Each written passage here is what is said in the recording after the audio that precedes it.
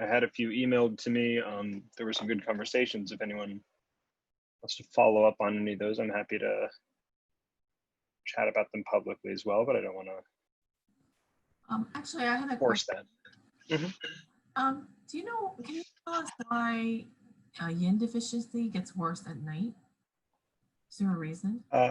Sure. Who is asking that question? This is Sunny. Hi, Sunny. Yeah, so the idea is that there are a couple layers at which that can be answered. We're going to keep it a little bit superficial right now. The basic answer is that the daytime is the yang part of the day and the nighttime is the yin part of the day, right? So when you have yin deficiency, you expect to see those problems show up during the yin time of the day more than during the yang time of the day. They're going to have problems consistently. So when we say like night sweats, that's likely to be accompanied by hot flashes during the day. Like it's rare that it's like sun goes down and yin symptoms start. It's more that the highest level of intensity of the yin deficiency shows up at night. Same with yang deficiency. Yang deficiency, you tend to have people who really just start falling asleep in the early afternoon, but they tend to still sleep through the night. Like they're sleepy all the time. So that's the main answer. A little bit more detailed is that the cycles of yin and yang through the body and the yin and the wei cycles through the body involve the qi moving internally at night. So when we go to sleep, the idea is that our yin and our wei qi goes internally into our system to, a little oversimplified, to clean up things that are going on there. And if we don't have sufficient yin within our body, the qi can't move inwards properly. And so in attempting to move inwards, a lot of it spills outwards and we get symptoms on the exterior during that time period. That makes some sense? Yeah, thanks, makes sense. Okay. And we're going to be talking about kidneys today, so we'll go over what kidney yin deficiency looks like a little bit more. So I just wanted to reiterate why it is we're talking about some of this stuff this way. In a lot of your education, you're going to be asked to memorize lists. You know, if a patient has asthma and it's lung yin type asthma, here are the symptoms they're going to have. If they have asthma and it's phlegm heat type asthma, here are the symptoms they're going to have. And knowing those lists is important. You need to know them. But more important than the lists is being able to figure out why those lists are what they are, right? So what I'm trying to do in this class is introduce you to the idea of thinking from first principles about why these things are happening. So thinking in terms of yin and yang. There are plenty of people who graduate acupuncture school who, so on me, if you were to ask your question to them of why is it that we get more yin symptoms at night, their answer would be because the book says so. And they can still be fine practitioners. It doesn't necessarily make you a worse practitioner to not be able to explain everything. But when it comes to working with complex cases, when it comes to working with people who might have 5 different things going on at the same time, which is not uncommon, it helps to be able to understand the reasoning behind everything. As long as you're treating patients that kind of look like the textbook, then knowing the textbook is enough.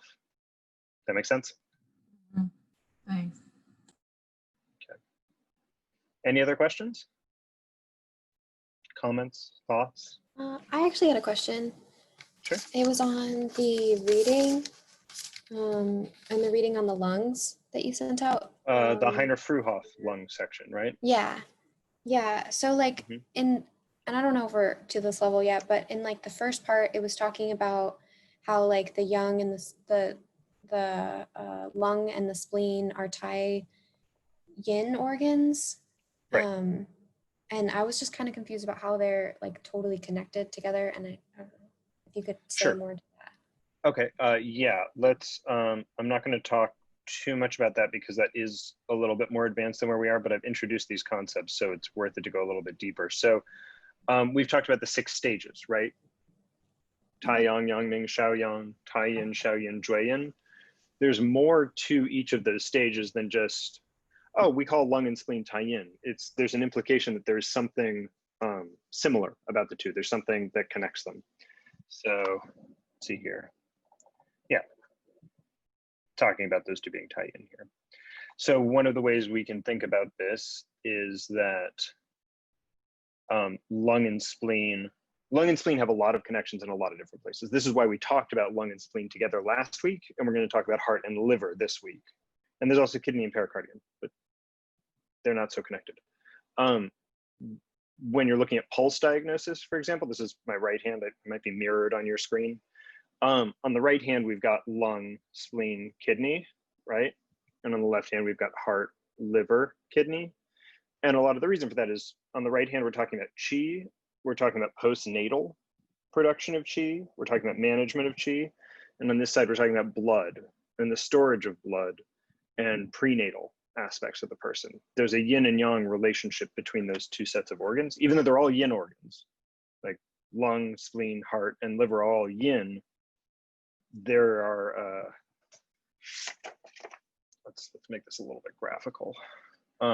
There's a connectedness to them. This is worth spending a second on. Good question.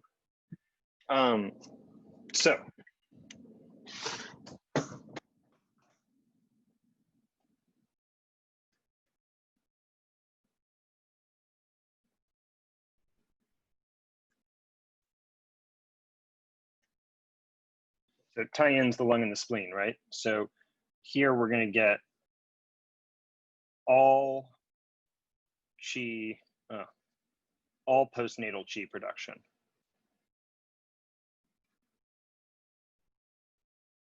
Which means that when the lung gets damaged or when the spleen gets damaged, when there's weakness in either of those organs, it's going to kind of look like the other one too. So either of these having a deficiency, either of these having a weakness can result in general chi deficiency because it's going to mess up the postnatal chi production. When we think of chi, we think of these organs. Like you tonify chi with stomach 36, which for all intents and purposes is the same thing as the spleen here. When we're regulating chi within the body, we use points on the liver channel, but a lot of it is still going to be these organs. The liver and the heart, by contrast, are going to be all blood and prenatal. Now, really, we're talking about the kidney more than the heart and the liver when we're talking about prenatal, but let's not use the word prenatal here. Better to say slower. So this lung and the spleen change quickly, they change rapidly, they're relatively young. The liver and the heart are relatively yin. They're working with the blood, they're working with the chi. So chi and blood themselves are a yin-yang pair. That kind of makes the lung and the spleen and the liver and the heart a little bit of a yin-yang pair. These are going to show up as tie-in. These don't get paired together. The heart ends up with the kidney as Shaoyin, and the liver and the pericardium end up together as the Jueyin. But that's because the way in which these two are a pair, we don't need other things that are pairs in the same sort of a way in the 6 stages diagnosis. So we're going from this to a layer deeper here. We'll talk about that a little bit more in the week where we cover the 6 stages. That felt a little bit disjointed. Did that make sense? Did that answer your question? Yeah, it definitely brought some clarity to it. Thank you. Okay, good. But yeah, I mean, so these are the sort of questions that you guys should be having in one form or another. The why questions are where we get the heavy lifting done in this sort of a class. So questions of, so why, like in your FCM2 class, I would recommend asking questions like, why is it that the heart's at the tip of the tongue and not at the back? Why aren't the kidneys at the front of the tongue? Why is it organized that way? Why are these pulses on the right hand instead of the left hand? Why are they in the order they're in? Because to the degree that the teachers are able to answer and inform on those questions, it's going to tell you things about the nature of the body. These things aren't arbitrary, or at least large stories have been created around them that are then applicable to other organ systems and other ideas as well. Any other questions?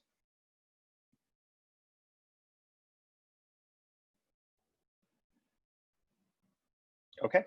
Yeah. Sorry. Why wheezing would be got to do with the lung with dump and not with other things like I don't know, Qi deficiency? Why would be affiliated with? So we try to separate out all of the different ways in which breathing cannot be normal. So when we say wheezing, what we mean is the sound of obstruction is present. So wheezing is going to be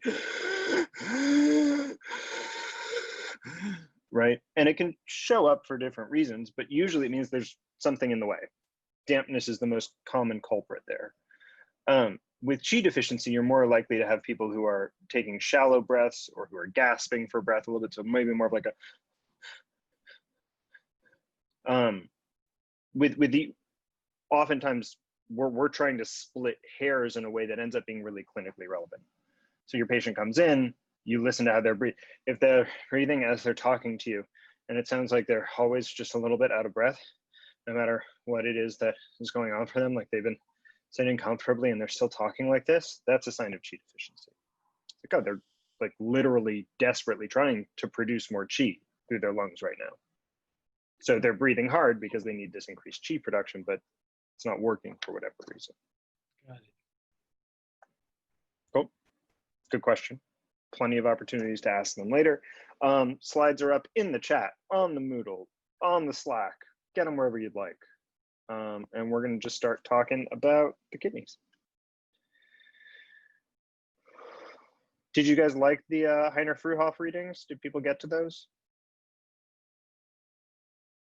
I'm seeing some thumbs up and then a lot of not much of a response. Okay. Oh, that's all right. I recommend checking them out. Peter? Yes. Could you, are the readings posted on anything? I have them up on my computer, but I'm having trouble opening them, but I can't find them on Slack or Moodle. That's a good question. I think I may have just dropped them into the chat last time. I will put them up in both the Slack and the Moodle on the break. I'm not going to make you guys watch me as I move files around to the best of my ability. You might end up watching some of them, but I'll try not to make you do that. Okay. Great. All right, let's dive into this. If you have questions that come up, you let me know.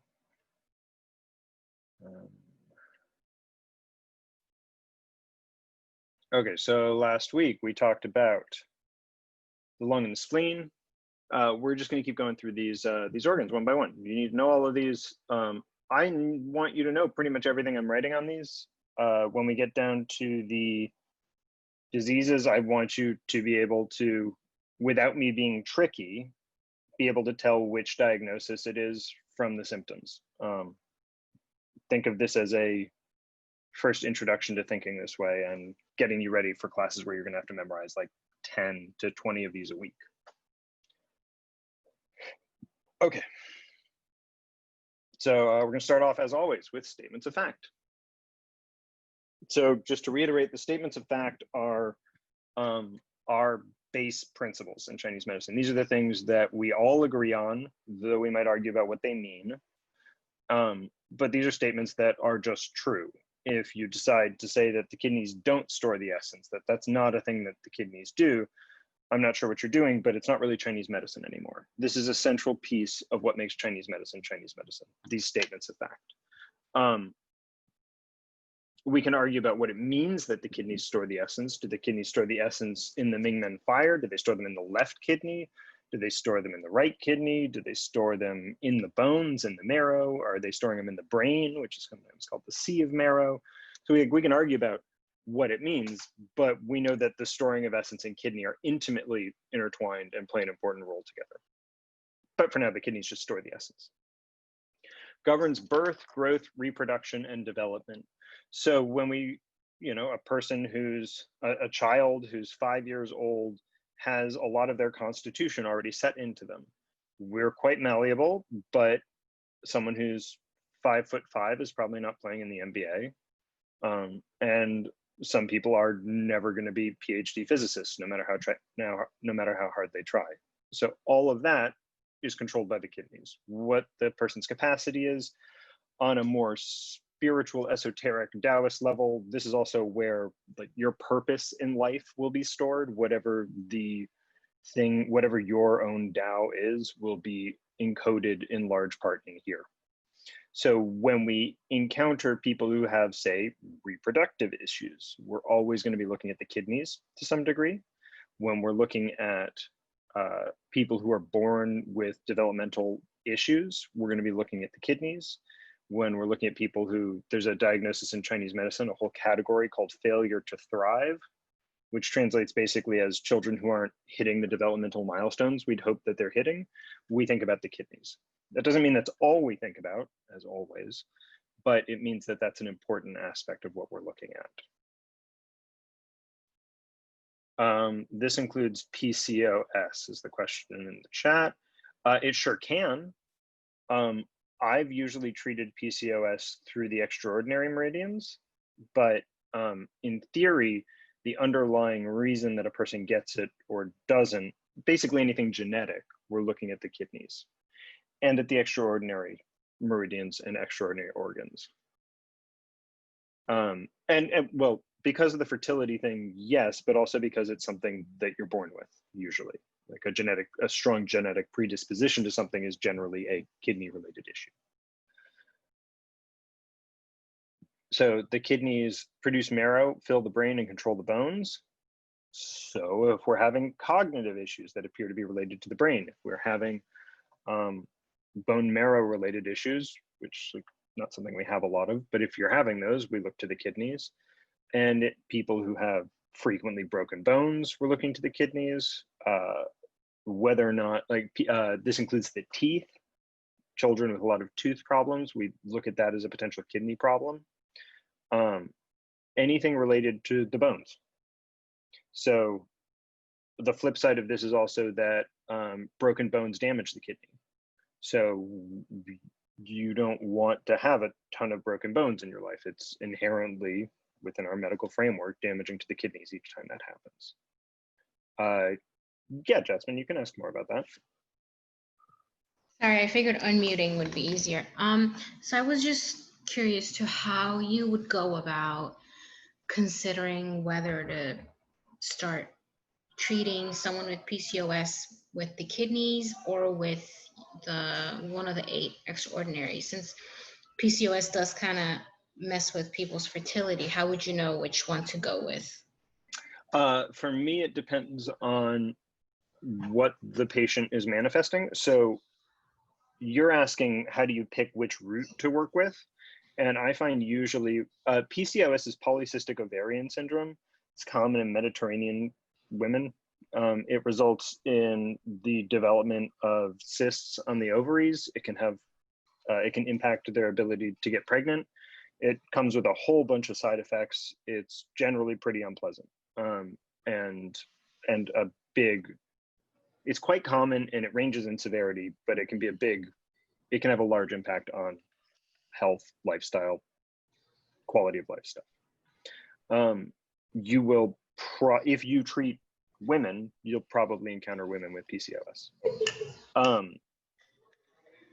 Yeah, for sure. So what I usually see with PCOS is that by the time the person comes to me, there's usually a massive accumulation of damp and or phlegm in them. And so step 1 is usually stripping away as much of the accumulation of the branch as possible. The root in polycystic ovarian syndrome can be a number of different things. There are different ways to approach that. But for me, step 1 is getting rid of this very slow accumulation. So we're going to talk more about root and branch diagnosis later on in the semester. Sure. But one of the things that you want to think about is if the root is massively adding to the problem every day, like a bucket with a giant hole in it, then you need to deal with the root very quickly. But if the root is adding to the problem very slowly, like minerals getting laid down in a pipe, or like plaque clogging up arteries, where like if this gets dealt with today or next week or in 6 months, it doesn't really matter. What matters more is all the accumulation that's already happened over the past 50 years, 40 years, whatever. So usually with polycystic ovarian syndrome, the first step for me is getting rid of all those cysts. and usually getting their digestion sorted out, because this tends to mess up digestion a lot as well. So when But you, it depends a little. sorry, so when you say, you know, you would consider how the root is playing a part, if it's slow or fast. When you say root, you mean either like the kidneys or the, yeah. And Yeah. if it's not, then you would go about dealing with dampness first. But if it is like a quick adding thing, then you would go right to the kidneys, or you would also go to the 8 extraordinary. I'm using this example just for thinking about root and branch in general. Yeah. How much is the branch creating problems today versus how much are we looking at a long-term accumulation of problems due to the root? And usually with polycystic ovarian syndrome, it's a very slow accumulation that happens over a long period of time. So I usually find the best way to work with things is to first really clear out the branch and then go to the root. Okay, and roots can be anything. It doesn't mean they're necessarily one of the organs that we have. They can also be one of the 8 extraordinaries, or That's a little bit, that's getting outside of the scope of this class by okay. a decent amount. Let's say for now that we'd be probably talking about the kidney. Yeah. Okay. Yep. Okay. So the kidney also governs water. So we talked about the lungs descending fluids out of the head. That, like, if you have lung-related problems, sometimes you end up with like a puffy face, facial edema, facial swelling. But at the end of the day, kidneys and water go hand in hand. Part of this is the kidneys being the water phase, but this is also, in a fairly literal way, the let's see, let's skip to the next page so we can connect these. The kidneys also control the 2 lower orifices, which means that the kidneys are in charge of urination and defecation. They're not in charge of like fecal matter getting to the point that it's ready to be excreted, but the actual act of defecating or urinating is up to the kidneys. So when we say it governs water, a big part of this is it governs excretion. The kidneys also control the reception of qi. So when you breathe in through the lungs, the kidneys have to grasp the qi. This is a concept that can be a little bit confusing. If someone's kidneys are really weak, so one of the types of asthma we have is kidney deficient asthma. This is one of the ones that's related to birth, growth, and development. When the kidneys are really weak, the usually child can't get their breath to go downwards. They tend to breathe in the chest and the accessory muscles, and the qi that the lungs are attempting to bring in doesn't come in very well. The kidneys are supposed to come up and grasp the qi of the lungs and bring it downwards. We have herbs that treat exactly this. We have a whole set of diagnoses around this. We'll often use kidney 7 as a point for this. I don't know if you guys have learned kidney points yet, but that's a metal point on the kidney channel, using that to connect it to the lungs. It works well. It's pretty easy. Yeah, so that's the reception of qi. So one of the things to consider when there are breathing problems is the connection between the kidneys and the lungs.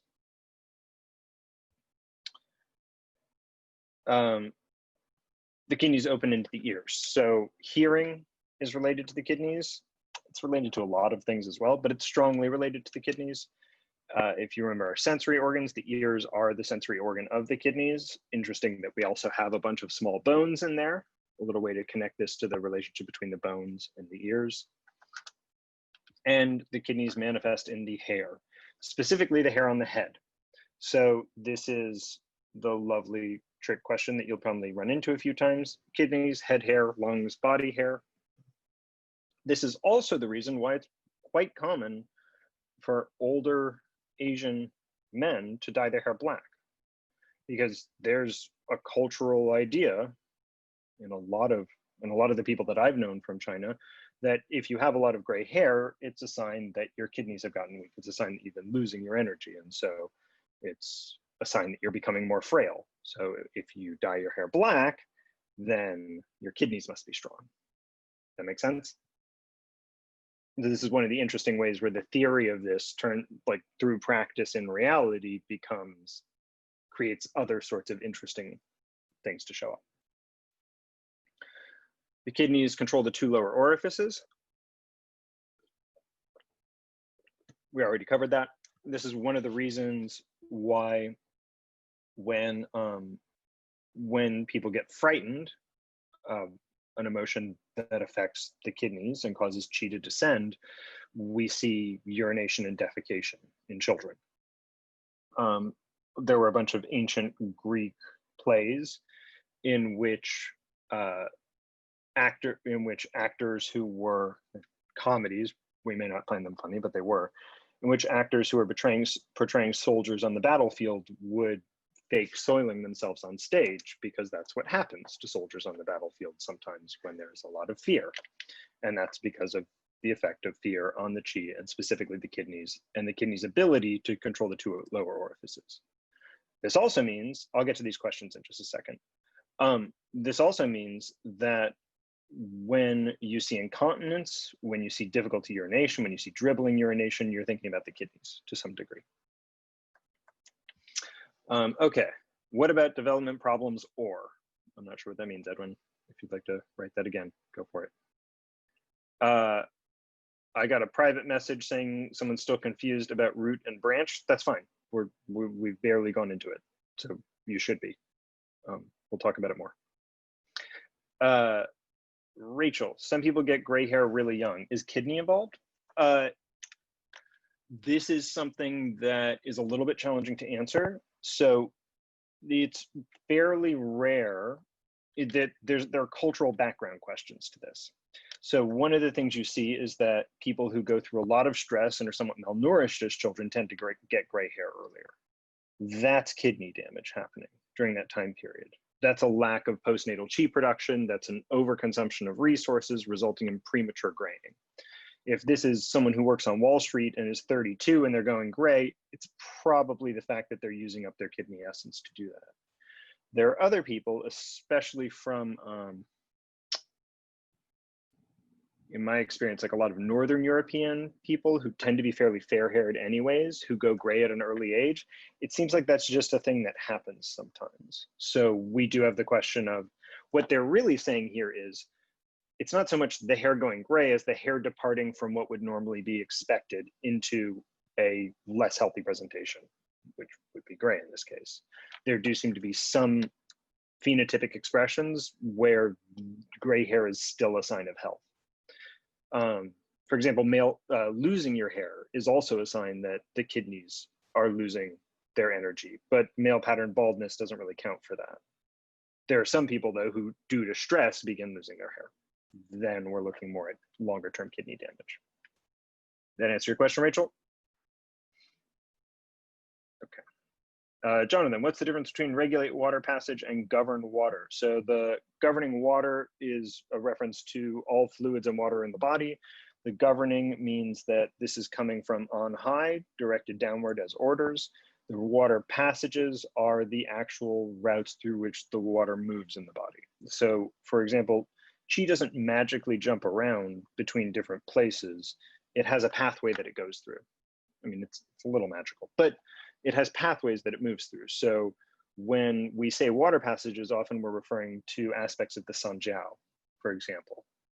So when we say that something regulates water passages, what we're saying is it regulates a lot of the sanjiao. We'll get to the sanjiao next week. It's a confusing one. Yeah, so I think that answers that. Regulate and govern, different things. Govern means orders about how things are supposed to be carried out. Regulate means actually carrying out those orders. In general, across all of these. How's the zhi? So this is the willpower. If your patient is saying to you, I really want to, but man, I just get up in the morning and I can't bring myself to do it. They're telling you, maybe there's something off with my kidneys. They might also be lying to you or themselves. Those are options as well. But often what they're saying is, I have some sort of kidney deficiency. This is especially difficult in people who have addictions which damage the kidney, like sexual addictions or pornographic addictions, where the actual act of the addiction decreases their willpower, which would be what they would be using to get out of that habit. Controls the ministerial fire. We're not really going to talk about ministerial versus imperial fire in this class. Just know that the kidneys being water have, so when you look at the yin and yang symbol, the Taiji symbol, we've got the black dot and the white dot and the black, right? The kidneys, being water, being at the bottom of the body, have a dot of fire in them. And that's the ministerial fire. That's the Mingmen fire that we talk about sometimes. When we get to the heart, we'll mention the fact that the heart has an empty void within it, which is its black dot in the white circle. Yeah. But just know that that's there, and that the kidney runs the show with the ministerial fire. It's the root of original chi. All the prenatal stuff is here. It controls opening and closing. That's related to the lower orifices as well. Some people talk about this in relation to sweating and the pores, but I think that's really more of a lung related issue. I think when we're saying opening and closing, we're talking about urination and defecation again. Controls strength and skill. This is related to development, growth, maturation. It's just a different way of saying it in a way that I think is a little bit useful. The capacity for someone to have strength or skill or develop strength or develop skill is strongly related to the kidneys. So how fast someone is capable of learning is often a kidney function. How quick they're able to become skillful is often a kidney function. And the kidneys, being water, don't like to be dry. That one's pretty easy. You run into kidney problems if you don't drink enough water, for example. Okay, that's all of the statements of fact. I'll leave this up if people have questions. So Sunmi, but addiction itself, is it a heart thing? Depends on the addiction. Addictions tend to affect a lot of different areas. So like someone who has serious anger or rage problems, that's going to be the liver. But people can get somewhat addicted to those states of being. Heart is definitely any sort of addiction related to joy. So anyone who's, sex can be a heart-related thing because of the connective aspect and the transcendent aspect that can be there, but definitely MDMA. And most hallucinogens that involve that awe aspect to them. So hallucinogenic mushrooms, less so like ayahuasca. Any questions about these statements of fact? I don't have a question about statements of fact, but is there like a clock on this recording? So like, if I wanted to go back and listen to the lecture again, I can make note of when what I missed and what time I want to go to. Oh boy, that would be great, wouldn't it? No, I can't even, for some reason today, it won't let me stop or pause the recording either. So this will be something like 35, let's see what time is it. It's 150. It'll be about 50 minutes into this recording. But okay. I'm gonna chop off some of the beginning. What I would do is, we're on slide 3. Oh, so right. In the recording, just watch this go down the slides and try to associate where this is. Okay, good, thanks. Yep. With the kidneys and ministerial fire, would that be like the supplemental fire in the times of day having to do with Sanjiao and pericardium? I don't know what supplemental fire is. I'm not sure what that means. I guess like the secondary fire that's in like the 24-hour cycle. Is that related? Okay. I see what you're saying. Absolute versus supplemental. So heart versus pericardium Sanjiao is how we learned it in FCM1. Okay, yeah, I understand that. That's an interesting way to phrase it. Yeah, so the kidneys being ministerial fire is not related to that. I wouldn't say it's related to that. But fire is extremely important. All of the, we'll save this for when we get to heart, and remind me if I don't talk about it then, because we got to talk about some heart stuff first. Okay, so this is the kidneys grasping chi from the lung and the fluid relationship here. So these keep saying water, but usually what they mean is fluids. Yeah, so the lungs and the kidneys have an up and down relationship. The kidneys reach up and pull down from the lungs, and the lungs diffuse and push down and are received by the kidneys. These are both true at the same time, and they both need to happen.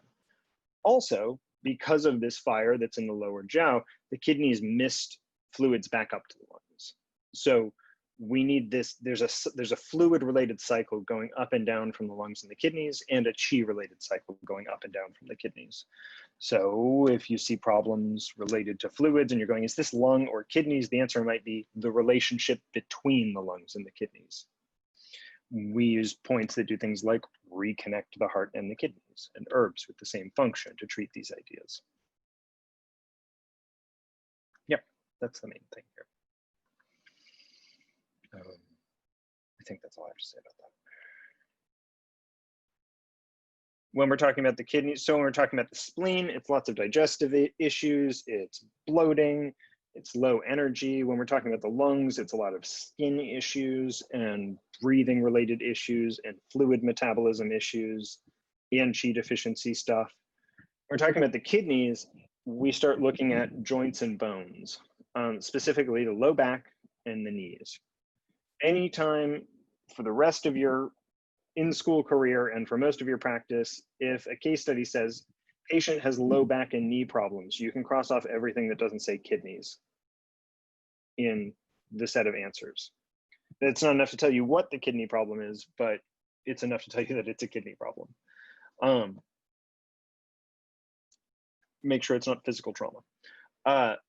Physical shape changes are kidneys. So this is most obviously seen in aging populations, where you begin to see people who lose height begin to get maybe a little bit of a hunched back, or bone deformities, or begin having bone spurs, or have changes in their physical form as they age. The way in which those physical changes occur tells us about what's going wrong with the kidneys, where they're not reaching other body systems, or where problems are being created there.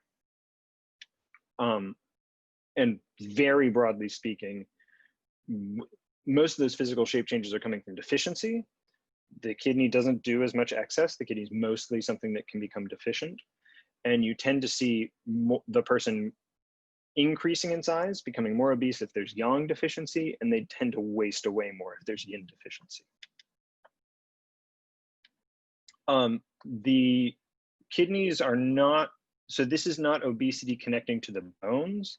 This is obesity in terms of something going wrong in the developmental phase as relates to kidneys. This isn't the only reason why you could have that, but the kidneys, so there's some people who really are naturally quite large. That would be a kidney related thing. Their natural size is big. If someone's natural size should be fairly slender, and yet they've accumulated quite a bit of weight, this is a deviation from what we would expect their development to look like, which means to some degree there's an issue going on with the kidneys. More investigation needs to be done. Like, remember, these are just general kidney pathology signs and symptoms, but when you see someone and there's a strange deviation, like I had a patient a while back who, after getting mugged and being really terrified and being terrified for about a week, about a year later, she started to gain weight and it just kept going and she didn't know why. She was still having nightmares. This big fear aspect was there. Once we began getting the fear to go away, her physical composition began changing too. Within the Western perspective, it'd be like, oh yeah, trauma results in changes in patterns and behaviors, obviously. And we go, well, yeah, but we actually can try to figure out why. We've got a couple more pieces there. So Nicole, as a yoga instructor, I find that most of my students will tell me they experience low back pain at some point. I attribute this generally to sitting or driving a lot, something I should maybe pay more attention to by way of kidney issues. So when it comes to things like people who are already athletic enough that they're doing yoga in the first place, keeping in mind most people basically don't do anything in the US. If they're already doing yoga, then this is the person where you're confused that their back pain isn't getting better, because physical activity alone is unlikely to do that. So you can get local chi and blood stagnation in your low back from physical behaviors. Also keep in mind that I believe it's excessive sitting that damages the bones, right? Which means that it's damaging the kidneys to some degree. But yeah, just physical. I mean, you know, if someone gets hit in the back by a car, that's not necessarily a kidney problem, though it probably will affect the kidneys. This is more people who have back pain for reasons that's relatively unexplained. by other obvious things. But also, yeah, I mean, start looking at that, start thinking about that. This is very true of people who tend to throw their back out. If you have patients who throw their back out on a regular basis, that's usually a sign of overwork of the kidneys. So can someone be yang deficient, obese, while also having yin deficiency? You can have both yang and yin deficiency at the same time. Did you also mention that physical shape changes, such as kyphosis, also appear in spleen deficiency? If so, how do you decipher the difference? So anytime you have yin or yang damage, you can see some physical changes, most likely with yin. In this case, so the spleen has a role to play in lifting things up. So that's more for people who tend to be sunken, but can straighten their backs up when we're talking about spleen. That's for people who have bad posture, but the sort of bad posture that you can probably fix quickly. This is more for when people's bodies start to grow wrong. So this is like swan neck deformities in the hands. This can be types of arthritis where deformities begin to show up. This is a different level of this. So we're talking about spleen deficiency, physical changes. We're talking about soft tissue that may result in the structure changing, but can be resolved through treatments that address soft tissue issues. And with the kidneys, we're talking more about bone level issues. That make sense? Hope that made sense. Would like scoliosis be an example? Yeah, so scoliosis is often a reflection of something in the birth, growth, development section of the kidney's purview. And we often treat it through that and through the extraordinary organs like the dew channel. There's a treatment called snake moxa. Just put that in the chat. There's videos on YouTube of a treatment that's done for scoliosis that I've seen have actually decent success at slowly getting the back to straighten back up. Okay, hereditary. So this let's finish this off, sorry. So depressive. So spleen type depression tends to be a like just a deflated depression. It's like, I don't really, it's a little, it's kind of Eeyore-like. It's like, I don't really know why I'd get up today. I'm just gonna go back to bed later. This type of depressive is more like, what's the point of being alive in the first place? So the spleen type of depression is more deflated, and the kidney type is more a crisis of purpose when you get depression related to the kidneys. Sexual issues, the kidneys control the lower orifices. So this can be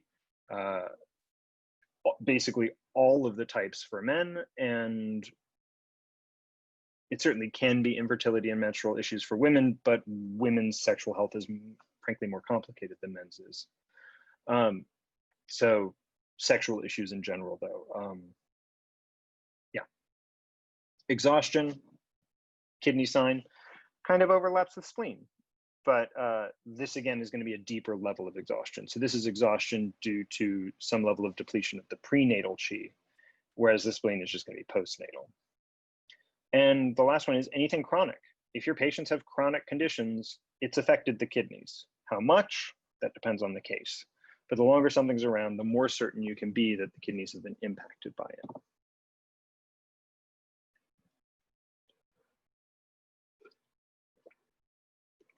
Okay. The kidneys are also going to be related to basically all hereditary issues. So people can be born weak within the Chinese medical framework. You can be born with a poor dispensation of prenatal qi. The most common way that this occurs is parents with weak essence or parents who don't take good care of themselves during the pregnancy. So if the parents have weak essence, they will have children who get less essence from their parents. One of the main factors in this is age. We see this manifest within the Western medical literature, where the older the parents are, the more likely children are to have genetic abnormalities. One of the nice things in Chinese medicine is if we're doing Chinese medicine fertility, we ideally want to see the patient all the way through the pregnancy, because with a lot of Chinese medicine fertility, one of the things that we're doing is tonifying weak kidneys. And if that's the case, we want to tonify them all the way through. We're not done at implantation. And that may be to make sure they don't have a miscarriage, but it's also to make sure that the child comes out with capacity with a lot of strength. If the parents aren't giving it to them, we can supplement that by making sure that their postnatal chi production is very strong and by using points that have specifically been developed for that. Partial replenishment of prenatal chi is one of the things we do. This can be somewhat reversed depending on its manifestation. So I've had mixed, but some success in just basically getting rid of childhood illnesses that aren't really supposed to go away. We actually can do stuff with this. This falls into the failure to thrive category as well. It's a whole branch of our medicine, treating children with developmental issues. We're good at it, which is cool. Any chronic conditions or just one related? Any chronic conditions. If something's been happening to a patient for a very long time, it will affect the kidneys. What's the mechanism between the kidney affecting, what's the mechanism in which the kidney governs reproduction? That would be the Jing or the essence. So the kidney and the heart are a yin-yang pair. If you guys remember the concept of the three treasures from FCM1, Jing, Qi, and Shen. The Jing is the kidneys, the Shen is the heart. The Jing is the thing that gets passed between generations. You can think of it as the genetic material to a certain degree. And the Shen is the part that's unique to the individual. Ish, a little oversimplification. So the kidneys are not only, so one, we just say that they govern all of these things, but the second is more something like they hold the ability to pass on plans. There's some little bits and pieces of karma and other ideas and purpose that are thrown into there, but the mechanism through which the kidneys govern reproduction is that they're the place that has, they are the organ, they're the Ministry of Health within the organ systems of the body, and they're the organ which has the ability to make that happen. That's not very satisfying.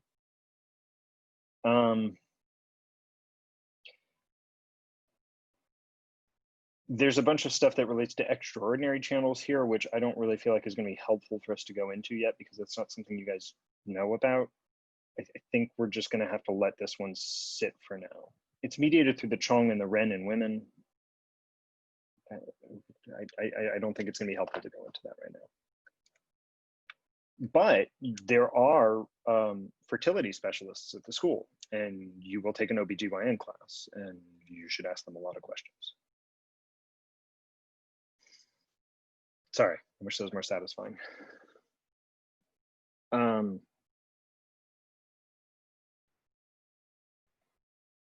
Yeah, I don't think there's much else I can say about that right now. Sorry, Allison.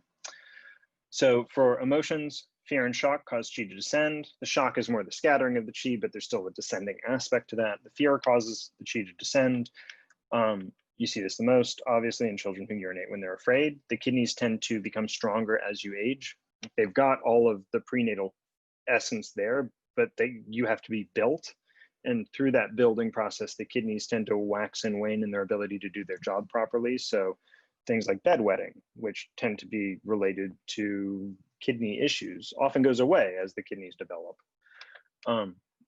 We're not particularly concerned about that, though we can treat it as well.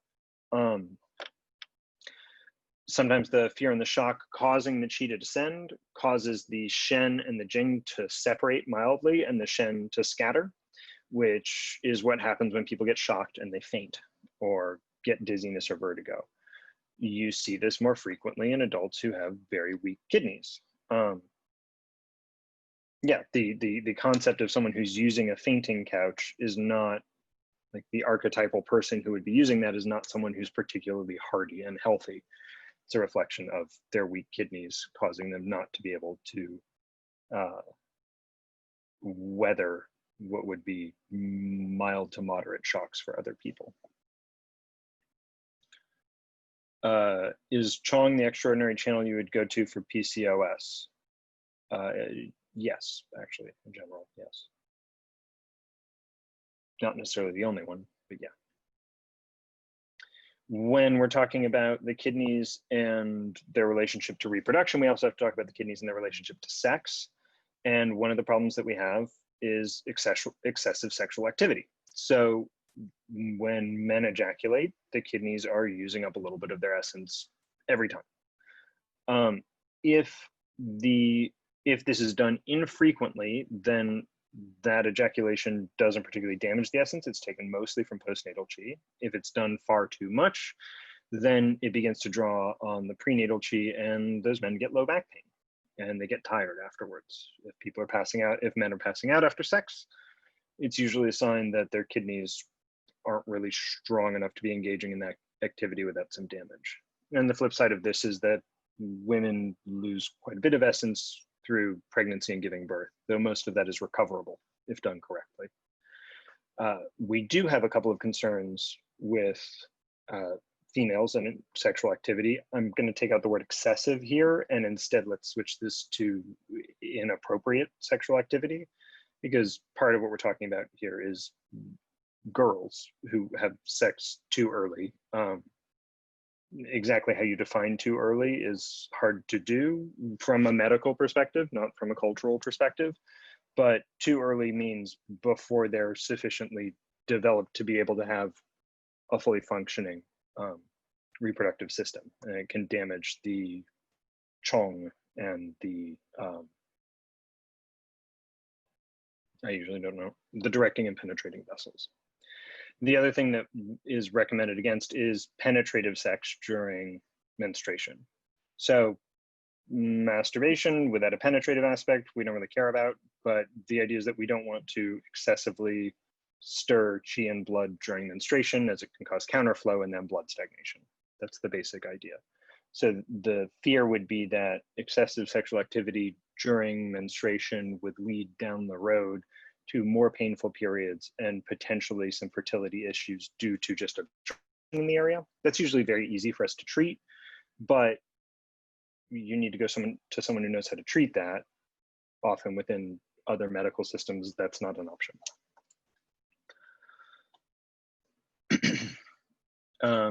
Would epilepsy be a sign of kidney deficiency? It can be. It can be a sign of kidney yin deficiency, but it can be a sign of other things as well. Liver yin deficiency is the most common. Libido 100% relates to kidney. Yeah, connects to a few other things as well, but the kidneys have to be working properly. You have to have sufficient kidney yang to have a libido. So we use herbs like yin yang huo, horny goatweed, to stimulate, to tonify kidney yang and stimulate libido. We have other herbs to decrease libido for people who have things like kidney yin deficiency with deficient heat, which can cause excessive sexual appetites, usually masturbatory.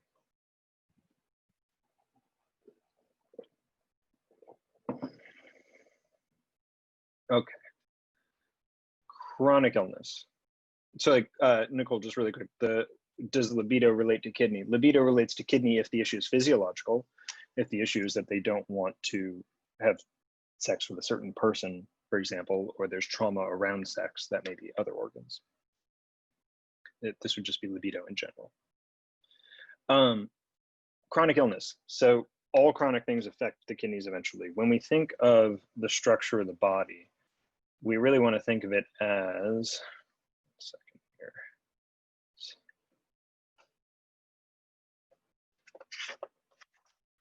We think of the structure of the body.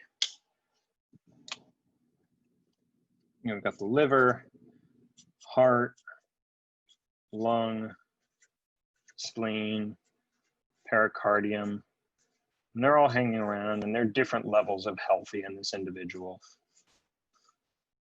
Kind of sitting like that. Underneath all of these, we've got the kidneys. So if the spleen starts getting weaker and weaker and more damaged, eventually it's going to start affecting the kidneys. And if the kidneys get weaker and this bar starts falling down, then functionally everything else gets weaker as well. The kidneys undergird the entire physical system. Our physical form is completely dependent on the kidneys as our root, which is also the reason why the kidneys are in charge of the bones. The kidneys are connected to the bones in this sort of a way. I don't care what you're doing with your soft tissues. If your bones aren't working well, then your soft tissue doesn't either. The soft tissue relies on the bones. Everything relies on the bones. It's not to say that each of these organs isn't important. Any one of these really failing will be a catastrophe. But at the end of the day, anything that's damaged sufficiently will begin to damage the kidney.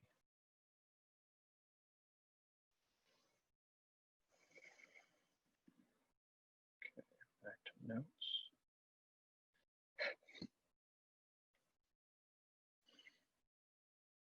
Okay.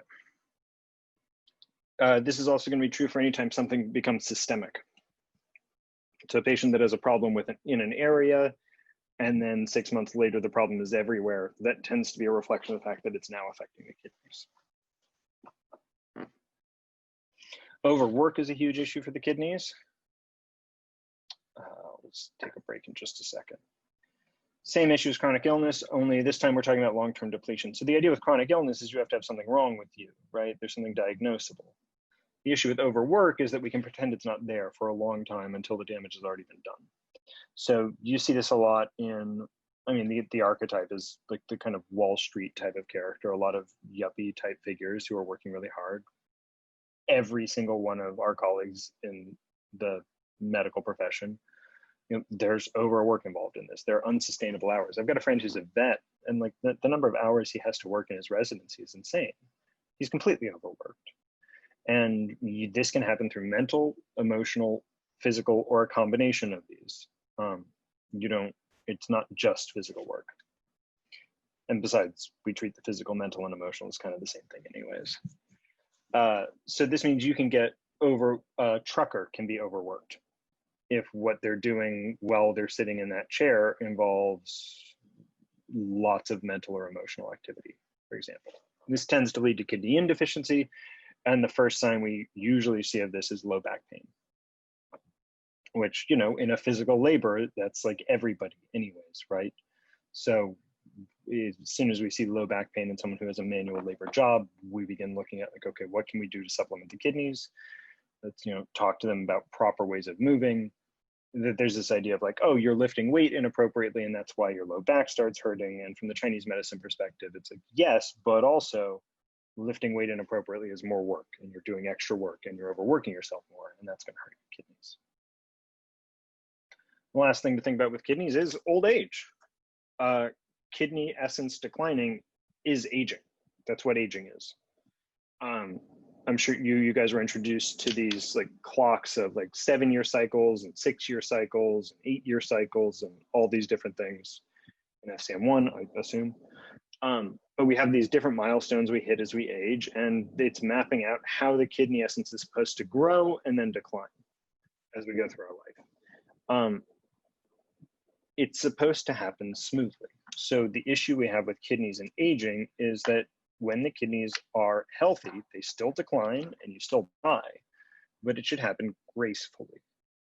When the kidneys are unhealthy, then you have a much longer tail. So this means, yeah, so rapid decline leading to death is the goal. Very slow decline with many infirm non-functional years is pathological. So when we talk about aging in Chinese medicine, we'll take a break right after this, because we'll be very patient. We'll talk about aging in Chinese medicine.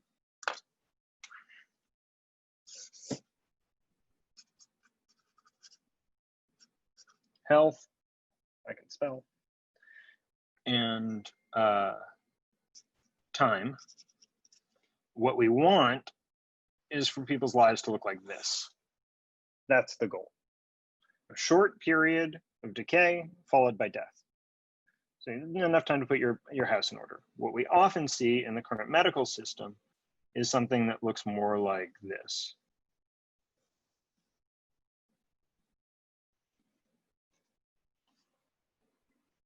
And we see basically all of that is wrong within Chinese medicine. This might be a little bit overly dramatic. It might be something closer to here. But this long tail at the end we see has a reflection of the fact that the kidneys have been abused in various stages of their life, which is something that's culturally normalized. Vets have the highest suicide rate. I'm not sure what that's related to. But we're going to take a break here. I'm going to upload the Heiner-Fruehoff readings. You guys have 10 minutes. I'll also just be around. So if you have questions, go ahead and ask them. Sound good?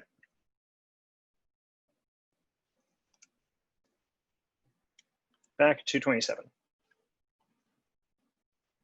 All right, have a good break.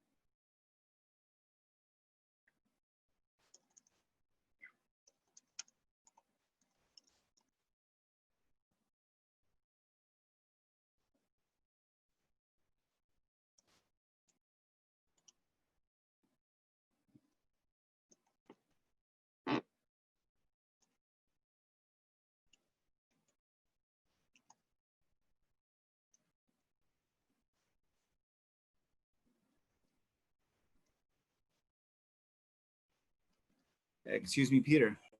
Yeah. I have a question. Sure. So autism, could that be related with the essence or from the parents? Yes. It can be. Often there's a strong phlegm component with autism. You remember when we talked about phlegm misting the heart? A lot of autistic expressions look like some degree of phlegm misting the heart, where information comes in and it's almost like it's processed wrong. And then the child in a situation's reaction comes out, and it often almost doesn't seem like that's what they wanted to do either. So we're often treating for phlegm, which makes diet really important in the treatment of that. But as an underlying cause, yeah, we're usually looking at the kidneys in the prenatal essence. That could have been when the mother not taking care of herself, or is it a combination of the parents themselves? Well, there's a number of different things. I was just curious. Yeah, any stage along this route. So it could be the parents not taking care of themselves long before they ever conceived the child. It can be the conditions under which conception occurs. I'm not speaking about autism particularly, just damage to the essence of the child. So like some of the texts talk about, like really old ones, talk about the negative influences of conception while heavily intoxicated, for example. But if you want to go further into that sort of thing, then we're really stepping outside of TCM and looking more into a more classical approach, because TCM has largely abandoned the idea that there's a lot of places where they just like, we're just not going to talk about that. I'm just curious right now since we are on break. Sure. Yeah. No, it's great. No, good question. I mean, like these are hard things to talk about. It's also like, we can have this theory, but it's also important to figure out how you want to talk to patients about these things. You know, the last thing that a patient wants to hear, whether it's true or not, is that like, well, this is partially your fault because you did a bad job while you were pregnant. So, you know, finding the right ways to incorporate this sort of information, this way of thinking into practice. You know, this could be in part someone who has an autistic child and you're working with the child and the mother becomes pregnant again, and it becomes a question of like, okay, how do we communicate to them? Like, here are things you can do to improve the quality of, from a Chinese medical perspective, to improve the quality of what you give to your child. Okay. Yeah, that makes sense? Yes, thank you. Sure. So I tossed I put all of the Heiner Fruhauf stuff on the Slack and on the Moodle. I guess I can just put it in here as well. I also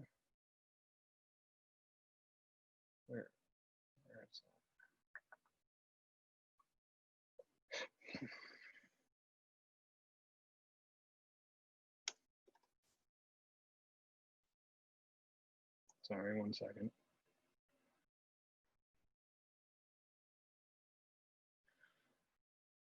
I also just tossed into the chat a excerpt from Dennis Wilmont's book, The Energetic Physiology and the Acupuncture Point Names, and his discussion of large intestine 1, a point that I assume all of you have learned, which is normally like, oh, this is a point. It's used to clear heat in the large intestine, moving on. Which, like, as a first pass is useful, and it clears heat because it's a Jing-Well point, right? So in this case, it's going a little bit deeper, and I think this is like 4 pages long of like typed text discussing everything that large intestine 1 does and why it has why it has 2 different names and what that means. I'd recommend reading through this just for funsies. Like it's not even super related to what we're covering, but this is what a slightly crazed scholar looks like when they start talking about points.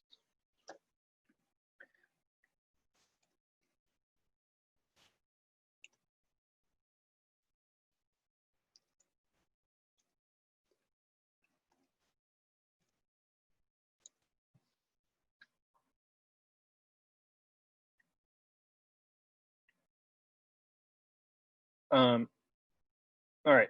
Anyone have any questions before we just dive back into the next part of this? That 10 minutes went fast, right? Am I counting time correctly? Yeah, okay.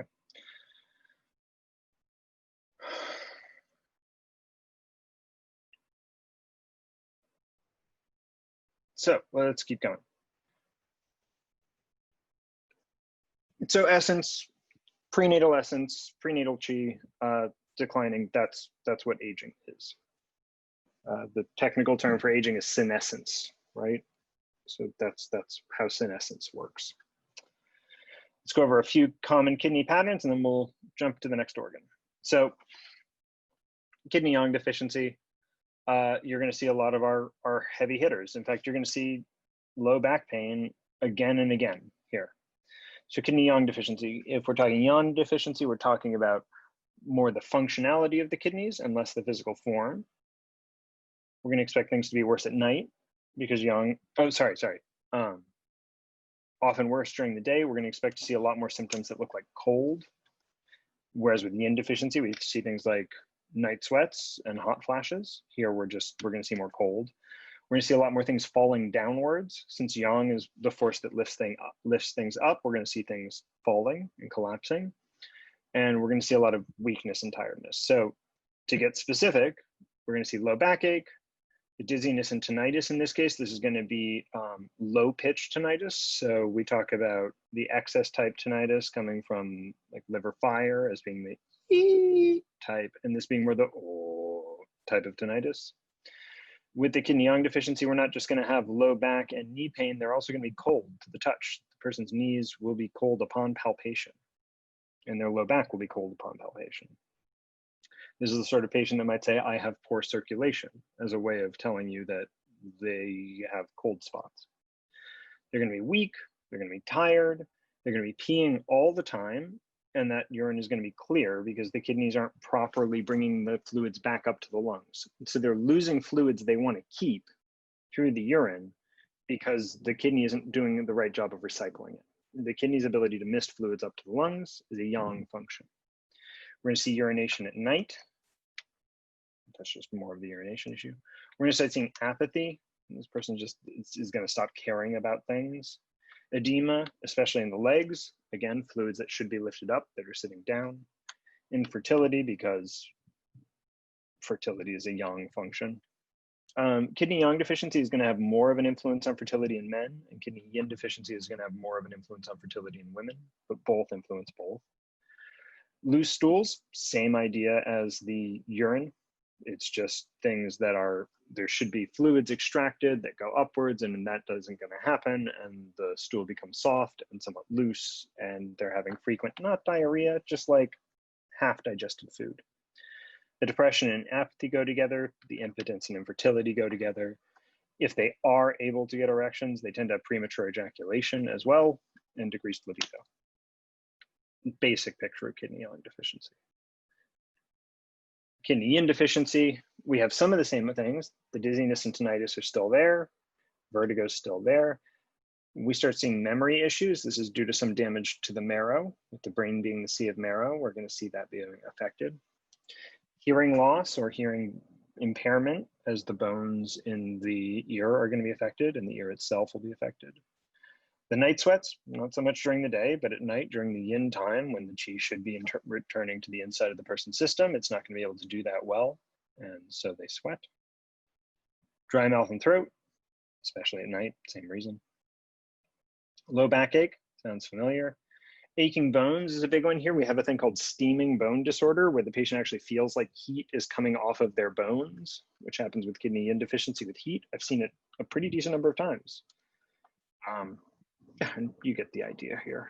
Constipation, dark, scanty urine, instead of loose stools and copious, clear urination. Because with the kidney Yin deficiency, there are no fluids to be moistening these things. The person can't, they're sweating out all these liquids. So there isn't, instead of urine, it's coming out other ways. And instead of depression, we're gonna have anxiety. The kidney Yang deficiency person is apathetic, doesn't care about anything, and is exhausted. The kidney Yin deficiency person is anxious, jittery, and exhausted. We mentioned kidneys failing to receive qi earlier, right? This is a question of the lungs and the kidneys interacting properly.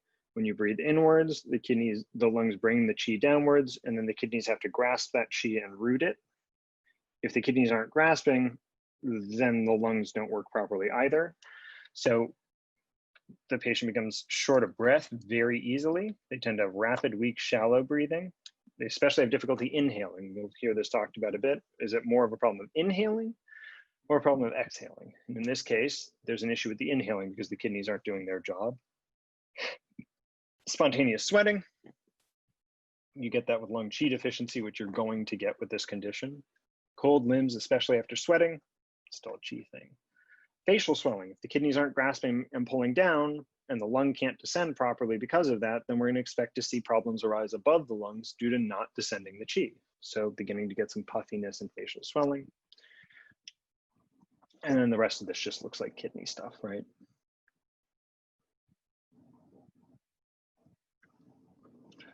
This is the only slide we've got on here for failure to thrive. I would love it if we had a pediatric specialty at the school. It'd be great to do that. Kids love acupuncture if you are comfortable doing it with them and know how to do it properly.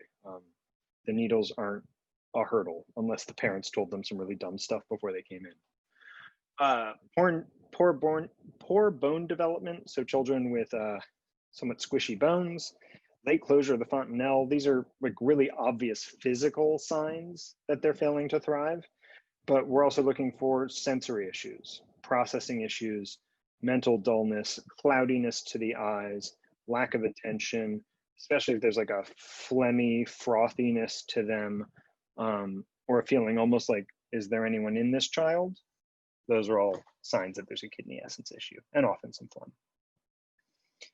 In adults, this more looks like aging, but this can also just be premature aging. We've talked about lifestyle related factors like overwork, excessive sexual activity, not generating postnatal qi correctly, but there are also miscellaneous causes of disease here. So people who, I've seen this in people who work, I had a friend who spent a couple years working at the Whitney doing art restoration and ended up with very severe heavy metal poisoning. And they've aged like 10 years in the past couple, because that's what sort of heavy metal poisoning can do. You can sometimes see a softening of bones, more prone to fracture, osteoporosis sort of a thing, weakness of the knees and legs, starting to lose memory, losing teeth, loss of hair or graying. Now I'm just listing things that happen when we get old, right? That's because that's exactly what this looks like. With kidney Yang deficiency, it seems so much like spleen deficiency. Are they connected? Like, would spleen deficiency also happen or perhaps happen first? Yes, Danielle, you've got it exactly right. So let me go back to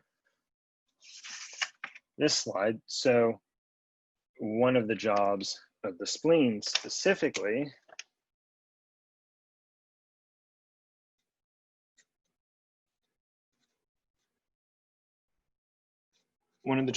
is to lift things upwards, right? So things like edema in the lower legs, we might be looking at the spleen. If the spleen becomes deficient enough, it'll begin affecting the kidneys. But let's say the liver blood becomes very deficient and begins causing kidney deficiency as well, kidney yang deficiency. As the kidney gets weaker, the spleen will also get weaker. So the two are connected, but more than that, the kidney is connected to everything. And it's one of the ways that we get from like a liver problem to a spleen problem can be through the kidneys, right? As that gets weak and the kidneys get weak, we see it affecting the spleen. That make sense? Good, great. Okay, that's it for kidney slides. Any questions on the kidneys? Well, we're gonna dive right into the next thing. I was just curious if there's like what kind of treatment there would be for like softening of the bones or osteoporosis. Sure. The first answer is we really hope we see those people 20 years before that happens. Right? Like a lot of this kidney related stuff takes a long time to happen.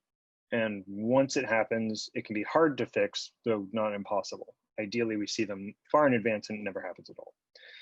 If that's already happened, then we're going to be using acupuncture to make sure that they're generating postnatal qi correctly. We're counseling them on lifestyle so they stop burning all of their qi. And then we're giving them herbal formulas that they can use to tonify and strengthen their kidneys and bones. That's the basic picture.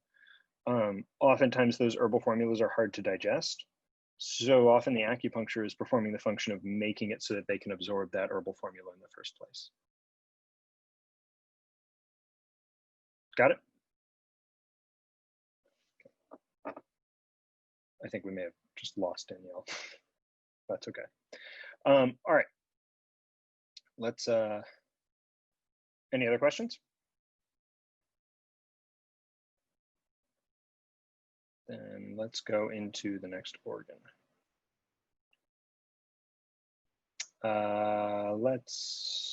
I guess we should just do heart next, since that's the most connected to the kidneys.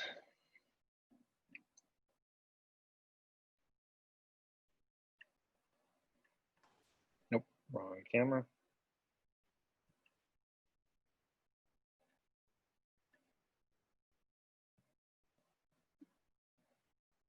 Okay, so that was the kidneys. Let's talk heart.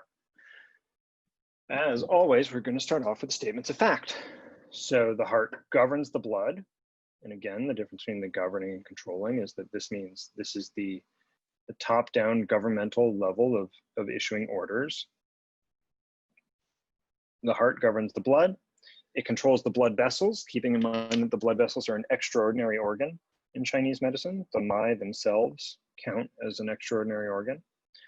It manifests in the complexion. So one of the things that we're looking at when we're doing facial diagnosis, and especially Shen diagnosis of the eyes, is we're looking for the strength and the quality of their heart in their face and their eyes. And Bob Flaws says that the heart houses the mind, but that is not a good translation of the word Shen. We should really just keep Shen as Shen. The Shen is not the mind. Bad translation, bad Bob Flaws. The heart is related to joy, opens into the tongue, controls sweat, especially sweat in the armpit where heart 1 is located, loathes heat, and controls speech. So you see people who are, if anyone here has spent time with people who are on a lot of cocaine where they just don't stop talking and it gets really annoying after a while, that's because the heart is being agitated by that cocaine and causing them to have uncontrollable speech. I have a question. My mother-in-law and brother-in-law are like extreme extroverts, and they talk incessantly. But I've noticed that they seem to have an like addiction to joy. Like they always seem happy. So you think like this opening into the tongue and joy thing are related? Yep. Right. I mean, I don't know about those specific people, but in general, yeah. Right. People who are addicted to joy tend not to shut up. Okay. Yeah. Yeah. Yeah. Okay. Yeah. Yeah. Okay. The heart's got a bunch of connections, so we're going to be going through multiple ones here, right? So the heart and the lungs have a big connection just due to the fact that they're kind of the only organs in the upper jaw. We'll talk about why pericardium doesn't really count in a little bit. So the heart and the lungs function a bit as a yin-yang pair. The heart has a huge connection with blood. It's the commander of blood. And the lungs are called the mother of qi. Don't worry too much about the flowery language, just have it in your head. Heart, very important in controlling blood. Lungs, very important in making and managing qi. And they're here together in the chest. They often share pathology, and this is just due to their proximity. If you have a lot of heat in your lungs, you often develop heat in your heart. You have a lot of heat in your heart, you tend to develop it in your lungs. This How do also you means get that heat in your lungs? Sorry. How do you get heat in your lungs? Yeah. Smoking's the easiest way to do it. Besides that, or it's not really common? There's a ton of ways to get it. I mean, like right now in New York, you could get it just from air pollution that's around. You can get it from long suppressed grief mixed with some anger. That's a way to get it. You can get it from dietary factors if you're eating lots of spicy, hot foods and not drinking enough fluids. You can get it through topical application of substances to the skin, which add a lot of heat. So someone's like, for some reason, putting cinnamon oil all over their skin every day, you might develop heat in the lungs. You can get it from you can get it from dryness, from not properly supplementing fluids, or from excessive excretion of fluids. So for example, someone with kidney yang deficiency who has excessive clear urination, we might begin to see dryness above in the lungs. Dryness doesn't mean heat, but it tends to generate heat. And so, okay, a little ways down the road, we start seeing heat in the lungs. You can get heat in the lungs by having dampness accumulate in the lungs, and the dampness stagnates, and then it's either going to go hot or cold, depending on the person, and it often goes hot in the lungs, and then that cooks down and just becomes lung fire. There's a lot of different routes. That's, I guess, what I'm saying. Thank you. Yeah. So the lung and the heart tend to share pathology. It's rare that you have like lung deficiency with heart excess. It happens, but more frequently if one has a problem, the other one has it as well. They're not super intimately connected in the way that, let's say, the small and large intestine are, where if you have heat in one, you almost certainly have heat in the other. In this case, it's more that they're just neighbors that tend to share these problems. And they rely on each other for function. These are two organs in our body that set rhythms as well.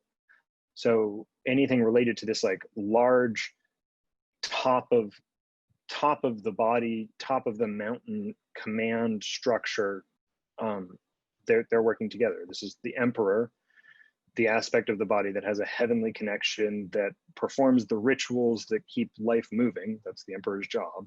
And the prime minister, the organ that actually runs things day to day, they're intimately connected. And in theory, the prime minister should be following the emperor. The heart and the liver also have a strong connection, and this connection's through the blood. The blood is the link between these two things. And when we talk about the blood being the link, this is also a mechanism through which pathology can pass from usually the liver to the heart.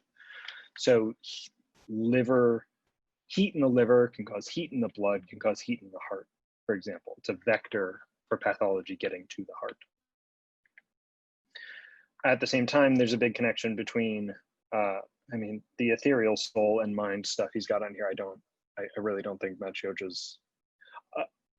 Maciocha's understanding of the spirits within the body feels not very Chinese medicine to me. It feels more Western medicine-y, like mapping ideas like mind onto them. But there is a connection, especially around sleep and dreaming, between the heart and the liver through the Shen and the Hun, with the Hun being the aspect of the body that goes off when you sleep. But the main thing to remember here is heart and liver intimately connected through blood. The heart and the spleen are also connected through blood, but it's more about the creation of blood, and a little bit through the management. Spleen makes the blood, heart yang moves the blood, blood nourishes the spleen. So we just have a little cycle there. It's not particularly complicated, but it's good to know. And the heart and kidney have a massive connection, and one that we're going to talk about for a minute here, but like we could spend 10 hours talking about the heart and kidney connection. Because we're also talking about two of the three treasures as soon as we do that. So when we're talking about the kidneys, we're talking about Jing, the essence, the most yin aspect of the Jing, Qi, Shen trinity. We're talking about the heart, we're talking about the Shen, the most ephemeral, the most yang aspect of this trinity. The Shen is in some ways who you are. That's the part that, like, in meditation, when you're stepping back to that place where it's like, I am not my thoughts, my feelings, or my emotions, the thing that's left is the Shen. And then the Jing is more the physical form that the Shen inhabits. These two play a huge connection. The separation of yin and yang at this level is what we mean, is one of the ways that we define death. So when the Jing and the Shen separate, that's what happens at the end of life. This is also the water and fire connection, which means that we're talking about the deepest level, kind of, the deepest level we're going to talk about for now, and the deepest level in TCM, the deepest level of connection between yin and yang within the body, with this heart, with this fire-water connection.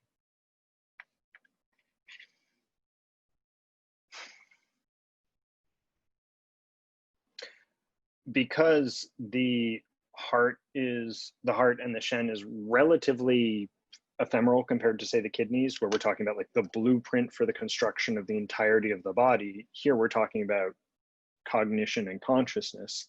That means that a lot of the signs and symptoms of the heart are a little harder to, are less things that you can figure out with a standard outcome measurement, like a pain scale. So a lot of emotional issues exist here.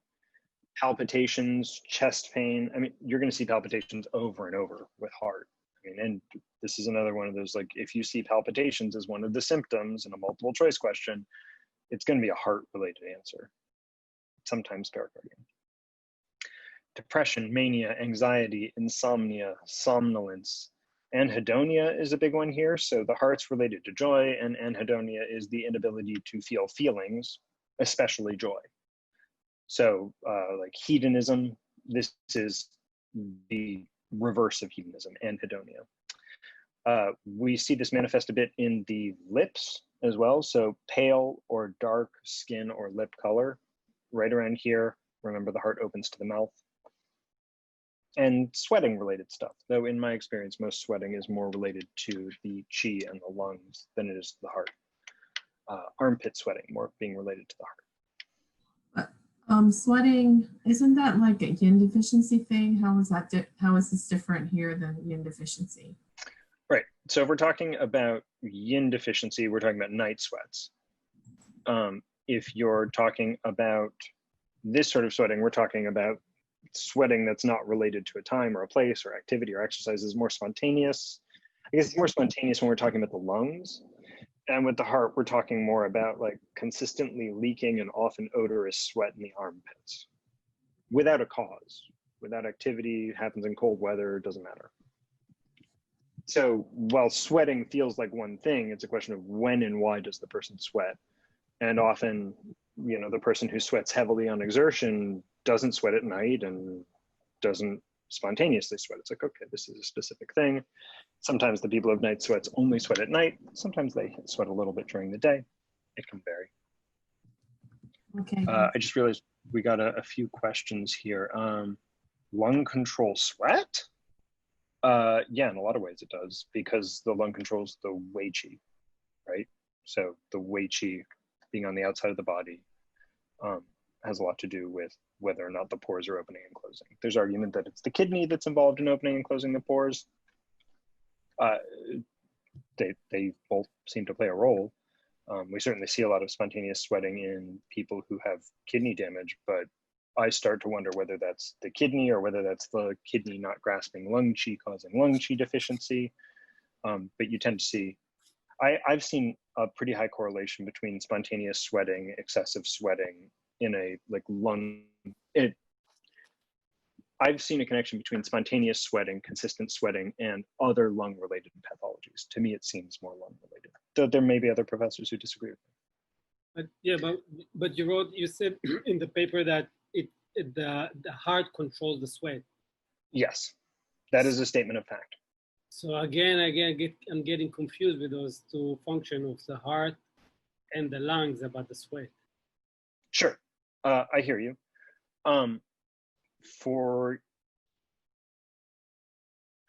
In terms of statements of fact,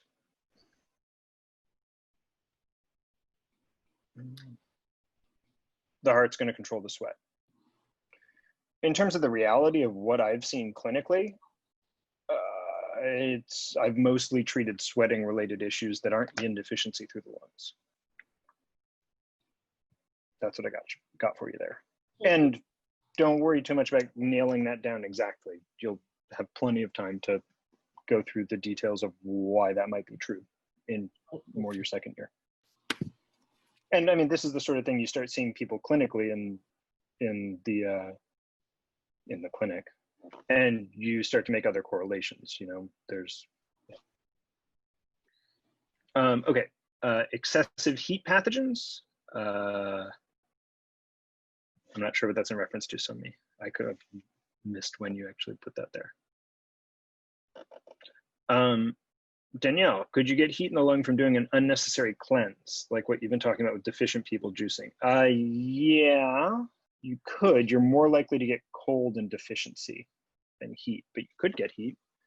People put all sorts of weird stuff into their cleanses. So, you know, people are doing, like the master cleanse sometimes results in a bit of heat, depending on how hard people go on the cayenne, for example.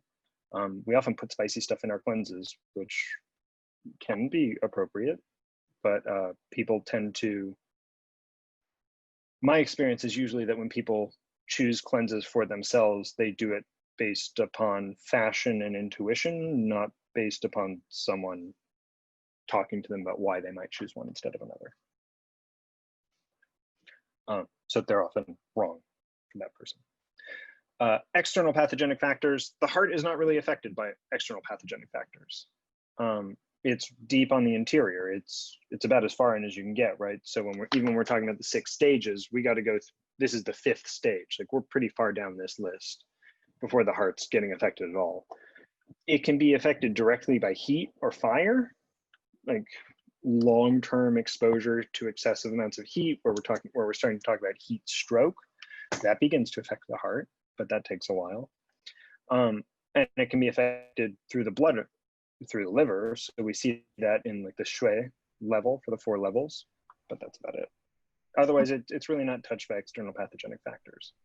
So, but if I've known someone who had a virus in his heart and he had to get hospitalized for it. So that's like where the exterior pathogen really goes into here and starts wreaking havoc. Could be. I mean, you know, in the 6 stages, we get down to the heart. You know, we get there eventually. I would have to see that case to talk about it much further. Okay. Could be. But in general, it's not what we think about when we think about extra. Like we're not, if someone comes in with a cold or the flu, we're not going to use a point on the heart channel, for example. Oh, okay. And we're not going to be, and likely for that patient that you're talking about, we're probably still not using heart related stuff for that person in terms of points on the channel. We might be using herbs for it though. Mm-hmm. Yeah. Okay. Yeah. Yeah. The heart is, however, affected a lot by internally generated pathogens, which means emotions here, right? Some other stuff, but largely emotions. So joy is going to slow and weaken the heart and can lead to anhedonia.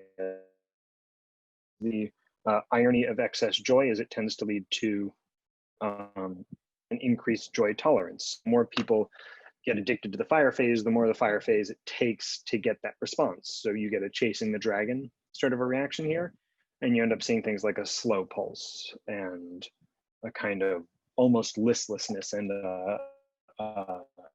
fear that shows up as soon as that joy is threatened. Even though they're not, the joy no longer means very much because it's consistent.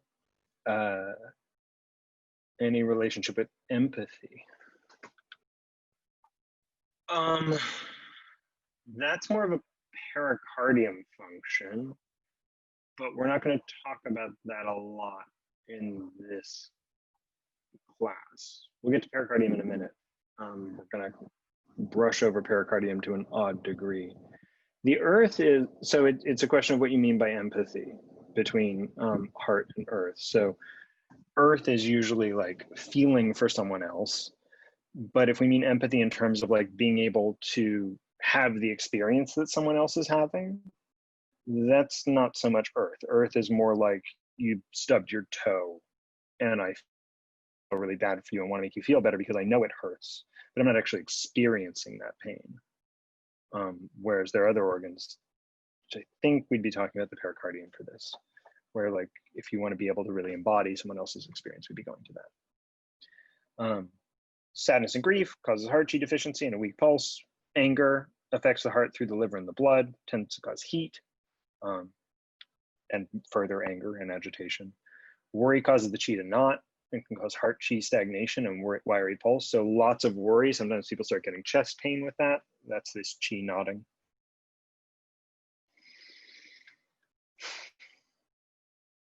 And what we care about the most with the heart is usually heat and fire. These are the things that can cause problems quickly.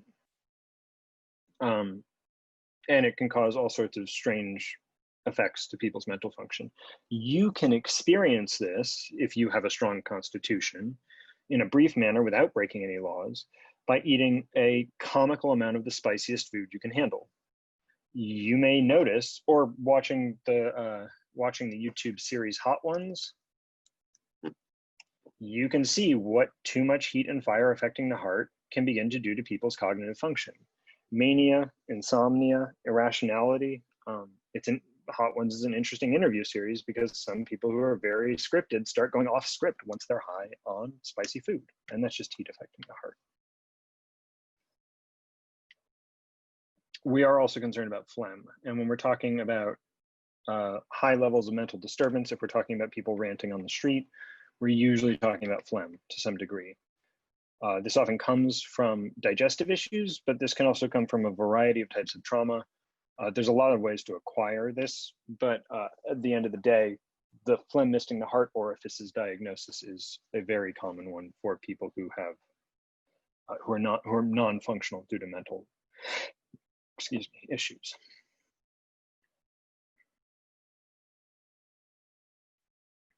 And long-term psycho-emotional issues here begin to affect the heart as well. Repression, denial, abuse, cognitive dissonance, all this stuff affects the heart and affects the Shen. Loss of blood or sweat can also affect the heart. Blood and fluids can transform into one another within the body. It takes effort to do that. It's largely a spleen function to transform blood into fluids or fluids into blood. So we see some of this damage occurring to people, for instance, after a marathon. So the massive amount of sweat that's lost, they're shivering, they're cold, their pulse often starts to slow down dramatically. We see that as having a negative impact on the heart, though one that might be worth it, depending on the person and the situation, but certainly something that's not purely healthy. All right, we'll just touch on a couple of these, and then we'll take a break and go on to the next part. So Qi deficiency is fairly, like, first off, pretty much all of these have palpitations as the first symptom, right? Even the Yang deficiency has all of this one, so it includes palpitations. So if you see palpitations, you're going to be thinking heart. You're going to have shortness of breath on exertion with this. This is partially because the heart and the lungs are so well connected. And for the heart to get Qi deficiency, you generally have to also have Qi deficiency in other places. The heart's not involved in production of Qi, something's gone wrong somewhere else as well. So shortness of breath on exertion, pale face, spontaneous sweating, heart connected to sweating here, tiredness, and a little bit of depression. If we move this up to Yang deficiency, remember, Yang, Qi, fluids, blood, Yin, we're talking about a spectrum here. So Qi deficiency is going wrong in one direction, Yang deficiency is further in that direction. So we get all of the heart qi deficiency. And in addition to that, we also start getting poor movement because it's the heart yang that's going to be moving blood.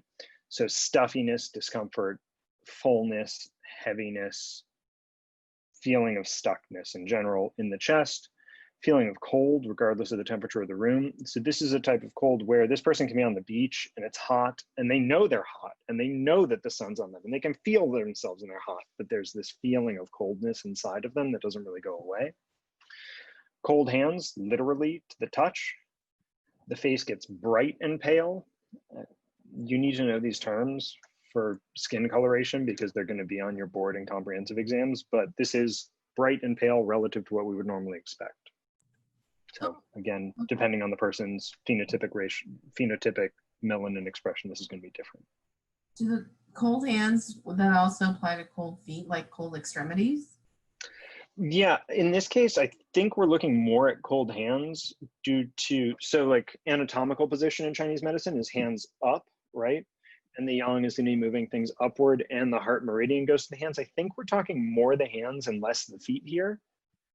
Okay. But it could be both. There's a bunch of different reasons that we get cold hands and feet.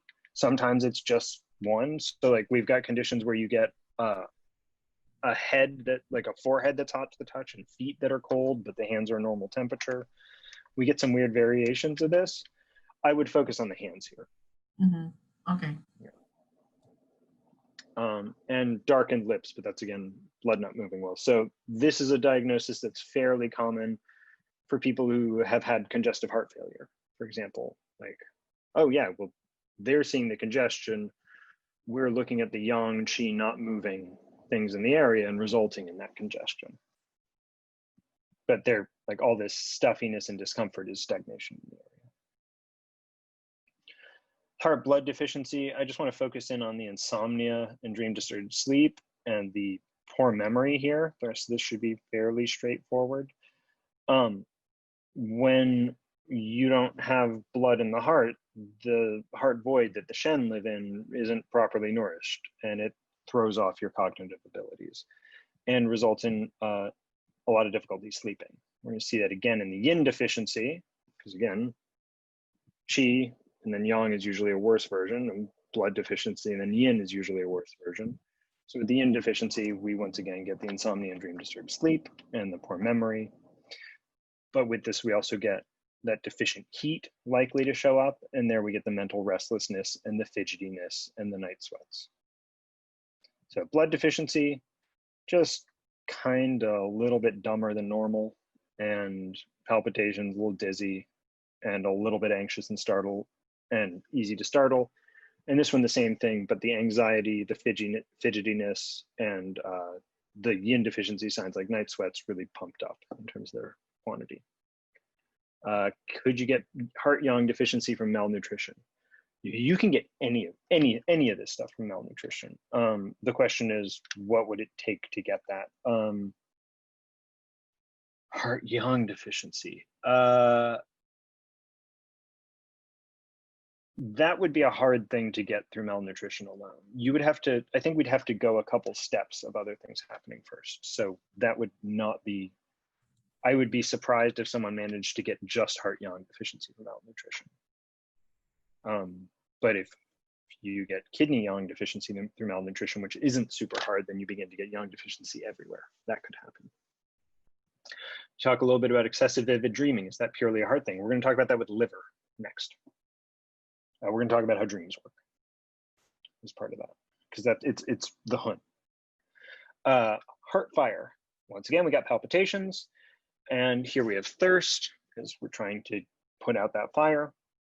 Heart opens into the mouth, so this fire is starting to damage the tissues associated. Like if we have lung fire, we might expect to see rashes on the skin. If we have heart fire, we might expect to see tongue ulcers, mouth ulcers, herpes outbreaks. If the person doesn't have oral herpes, they're not going to suddenly spontaneously get oral herpes. But if they do have oral herpes and they get heart fire, then they might start getting frequent severe outbreaks, for example. So if someone comes into your office and they say, you know, I got herpes when I was 20 and, you know, I had 1 or 2 outbreaks and then nothing ever happened. And then some incident happened at 35 and now I get an outbreak every 3 weeks. Like, okay, if heart fire showed up, then we're treating the heart fire before we're beginning to look at the herpes, because this is less a herpes problem and more a heart fire problem. Urinary tract infections is an important thing to point out here. So we have fire in the heart. So the heart doesn't get external pathogenic invasions very easily. It's rare. It's highly protected. This also means that it's hard to get pathology out of the heart, right? We've blocked all the roads in. That kind of means we blocked all the roads out too. So when we get all this when we get heart fire, which the heart does not like, we need a route to get it out of the body. And the way that gets out is through the urine. The heart and small intestine as paired fire organs, the small intestine to the urinary bladder as Taiyang organs is the route. So oftentimes if we see someone who has insomnia with excessive, violent, rapid manic dreams and a red face and seems agitated all the time and is thirsty all the time and gets palpitations, and their chief complaint is that they have urinary tract infections, then that's a manifestation of the underlying heart fire. And if we can drain that heart fire out, the UTI should go away. We've talked about phlegm misting the mind a little bit, also known as heart phlegm. Mental confusion, unconsciousness, stupor, incoherence, slurring, aphasia, vomiting of phlegm, a rattling sound in the throat, almost like there's stuff trapped in there, mental depression.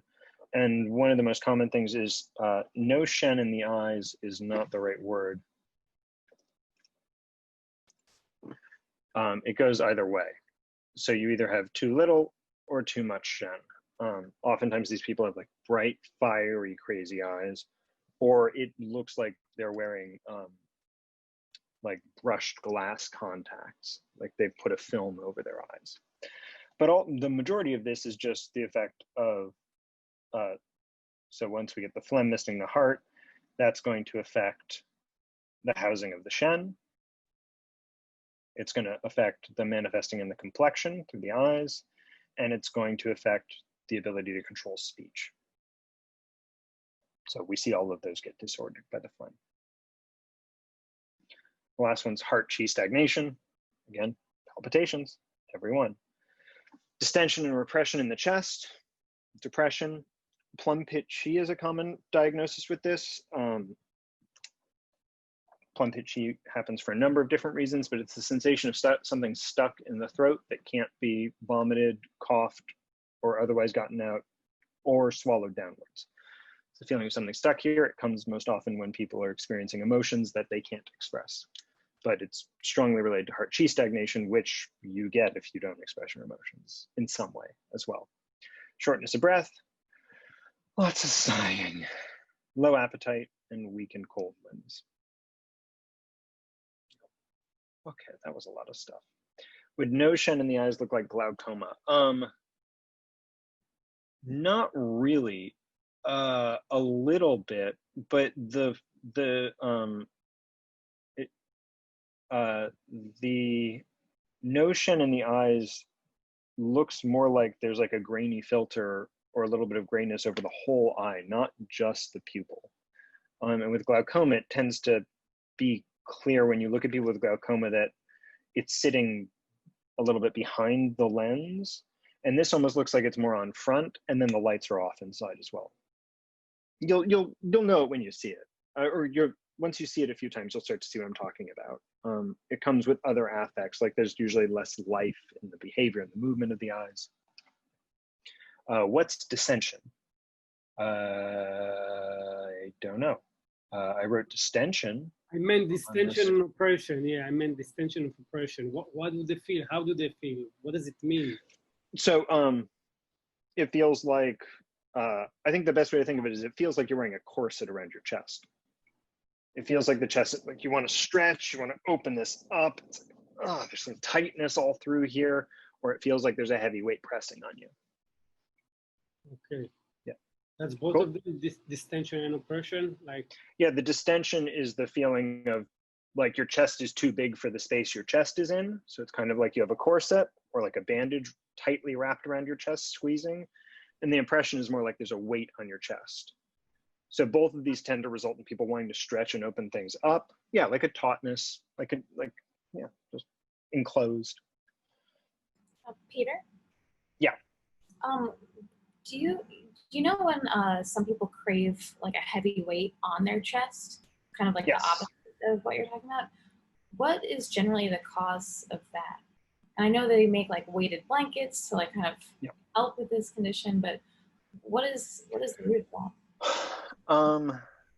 I've thought about this a little bit because I know some people who like having weighted blankets. And most of the people that I know who've actually gone the step of buying a weighted blanket are somewhat neuroatypical. So like I've got a friend who's kind of spectrum-y who has one, and I have another friend who has a decently bad traumatic brain injury from multiple concussions, who like their sleep dramatically improved once they got one. They're recommended for like a lot of autistic people really like weighted blankets. I don't have a great theory for this yet. There's something about like, I can give you just a couple of thoughts I have on this, but this is just speculation at this stage because I don't have enough clinical experience with people using these yet. And the people who do use them, I'm too close to really, my first thought would be it's something about like yin deficiency, like adding weight to the person to help hold them in place. But I don't think that's it. I think it's more of an earth related issue. I think it's about being held. I think it's about the. Well, I was just going to say, like you brought up autistic or autism, and I know also that like a lot of autistic people, they also like to pile like pillows on top of their chest and whatnot. So I guess I'm wondering, is it does it sometimes have something to do with phlegm misting the mind, just because it's like this, or maybe not so much that, but like the mental restlessness, and then just kind of feeling calmed by that pressure? I don't know. I mean, I get where you're going for there. The issue I have is there are plenty of people who get anxious who would have that made so much worse by that weight that like any standard diagnosis where I'd say, oh, it makes sense that this would be nice, that the weighted blanket would make them feel better, I can come up with 20 counterexamples for people with a similar diagnosis who wouldn't be made to feel better by that same weight, because it's certainly not a universally enjoyed experience. I think it's something largely about, like, frankly, almost a parental or maternal influence, a feeling of almost being swaddled, which is an earth thing. That's all earth. It's like a comforting, safe feeling if you have but it's speculation at this point. It's an interesting line of inquiry, though. Like, I mean, it's growing in popularity as a thing. I'm not sure yet. Yes, everyone's feeling pretty shook these days. Yeah. Well, I mean, there's definitely, the feeling of being enclosed by other things and enjoying that is an earth feeling. Like the building a pillow fort and getting inside of it is an earthy activity. I mean, in the more abstract, like your home is a manifestation of your earth phase. So like even just being inside is a little bit of that. And I think as a country, our earth phase has been heavily overtaxed in like the past 30, 40 years. So it's not that surprising that there's more earthy stuff showing up. But for now, let's take 10 minutes. I'm happy to keep chatting about some of this stuff, but that's the time it is now, 3:25. See you guys in 10 minutes. And I'm gonna take a quick break. I'll be right back.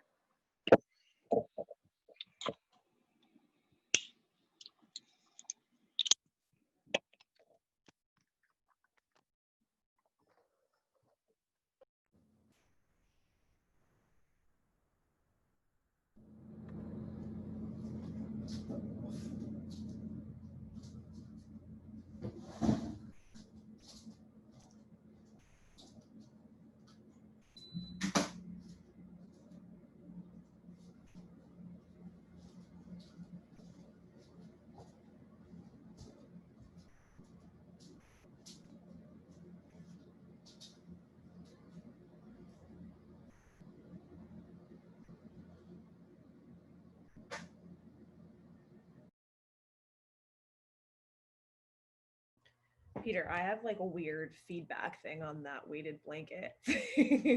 And I was like, it's literally like this weekend, and I've always noticed it, especially like kind of the older that I get. Like I have 3 dogs, right? And they all have to sleep. I'm fine with them sleeping like on top of me. Or like if I'm feeling kind of like, it's almost like I feel like I'm floating. And then if I have something with weight, it like presses down. And that's why I like that feeling. So to me, I've always associated that with earth because it seems almost like I can't ground that energy or something like that. So I literally was looking at weighted blankets all weekend, but I'm like, is there one heavy enough? Because I need one that's like the size of a 50-pound pit bull apparently to be effective. So I don't know, but I'm just wondering, and I don't know, it's weird. I was just wondering about that this weekend. You know what? Korean blankets, the winter blankets are really thick and heavy. Yeah. You might want to look into those. I definitely will. I don't know if they don't make if they're like make them now, but like we used to have ones that literally like weighed like pounds. I need that. Like it's one of those, just I noticed it like this, I don't know. I never thought about it too much. Like I always was the type that like even in the summer I need like a little bit, but it's not because I need a blanket on me because of temperature. It's like it's a comfort thing. It's more like I just need something on top of me, which is weird. So I don't know. It's funny that it came up because I'm like, oh, I'm the ultimate case study in that. So.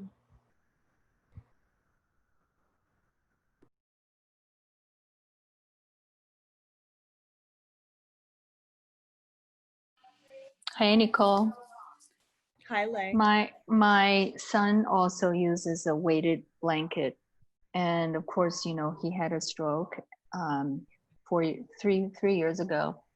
So like Peter said, it's more like a neurotypical, you know, case because he had brain injury because of the bleed. And he has a 25 or 30 pound weighted blanket. It's really heavy. It's like little pockets of lead in there. And he uses it every night. And it does help him to sleep better. Cool. Thank you.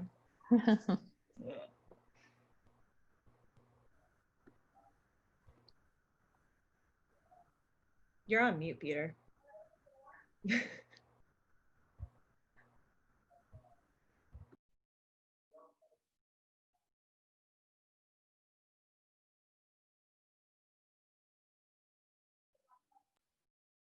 Can you hear me now? Yeah, now I can hear you. Didn't say I was on mute, but all right. So the idea of like it seems clear that the goal of these weighted blankets is something like grounding. Alternatively, it's something like being held because like you're being pressed down, but that also means that whatever you're lying on is pressing upwards, and you can, you know, kind of cover yourself well in it and get more or less wrapped. This is a problem we have with some of our translation. Like when we're talking about the 5 phases, the 5 elements, earth isn't really a good translation. We should be translating that as soil. But when we're talking about the trinity of heaven, man, and earth, we're talking about earth as in the earth. So when we talk about grounding, the earth phase is different. The earth is more like that which nourishes and supports and holds you. And so it's so if from that perspective I could connect the weighted blankets to the soil, the D earth phase, but it seems like people who for the grounding aspect, for being weighed down, so all of that is more like centering as opposed to grounding. And when we're talking about grounding, I usually think of that as like, okay, well, what is it that makes you feel like you're flying off? And that's usually either heat or yin deficiency of some sort, maybe blood deficiency. And I've just seen a decent number of cases where people love these things and they matter a lot to them, and I can't really associate it with any clear, consistent diagnosis. It's interesting. I mean, I'd like to investigate it further. they're also becoming popular as well, and that makes it a little confusing of like, okay, are you getting this because it works great for you or because you think it's cool, or like what's the story here? Like the young listening to the story of your son, it's like that sounds like it's very appropriate for him and what's going on for him. Talking to some of my friends who are like, oh, I hear these weighted blanket things are great. It's like, well, this might just be because you're into it. I don't know. So sometimes it's challenging when they become cultural phenomena. It's probably also a relatively new invention. What do you think? I mean, I've known about them for 5-6 years. So yeah, it's new. Yeah. But it seems to, the frequency with which, I certainly don't talk about it that often, but I don't know, I have conversations about weighted blankets once every few weeks, once a month. I don't know. It's getting more frequent. We'll see what happens with that. Okay, let's do liver, and let's see if we can also do pericardium, since pericardium is extremely short, and wrap this up. So liver pathology statements of fact. Stores the blood, ensures smooth flow of qi. So if we have qi stagnation, the liver is somehow involved, because its job isn't to govern the free flow of qi or control the free flow of qi, it is to ensure it. It's the liver's job to make sure the qi is flowing smoothly. This is why liver 3 is one of our most used points for qi stagnation, period, anywhere. Because if we want to make sure that the qi is moving smoothly, we can do that through tonifying the liver, through its yuan source point, right? By giving more strength to the liver, we can make sure that the liver is ensuring the qi moves properly. Controls the sinews, which means the contractile force, the contractile ability of the muscles. Manifests in the nails. We look for the health of the liver in the nails. So people who have dry nails, people who have cracking nails, people who have nail deformities, these are all signs that something's off with the liver. And you can go deep and explore exactly what the associations that have been made are, but this is as easy as when you go to take the person's pulse, you're checking the quality of their skin with your fingers. You're looking at what's happened with their hand. You're noticing, are they wearing rings? Are they wearing jewelry? Where are they wearing them? Are their nails, are they chewing their nails? What's happened to their nails? You're just doing this quick overview and you're just adding little data points. So you can go deep into this and be like, oh, this is what this means with this nail when this happens. But that stuff tends to be like decently accurate at best. I prefer the overview of like, let's gather 500 data points from looking at the hand and touching the hand before we even get to the pulse. And I have a feeling of, let's spend some extra time with the liver pulse, because there's a bunch of interesting stuff here happening with that. That tends to be more my approach to these things, but both work. Opens into the eyes. So a lot of eye-related stuff is going to be connected with the liver. The Shen is this very hard to define quality that you get used to seeing once you see a lot of patients. And then the liver is more like other aspects of eye health. So one of them is people who have trouble with focusing their eyes. That's a sinew, kind of, from our perspective. It's a contraction and opening up of an aspect of the eye. That's liver related. People with a lot of dampness in the liver, we start to see more gumming up around the eyes, more foggy vision happening. Liver blood deficiency, we start to see floaters in people's vision. We start to see blurry vision. Controls tears. So interestingly, it's not the organ related to grief that controls tears, it's the organ related to anger. To cry, you have to get to cry in a cathartic way around grief. The liver has to let it happen.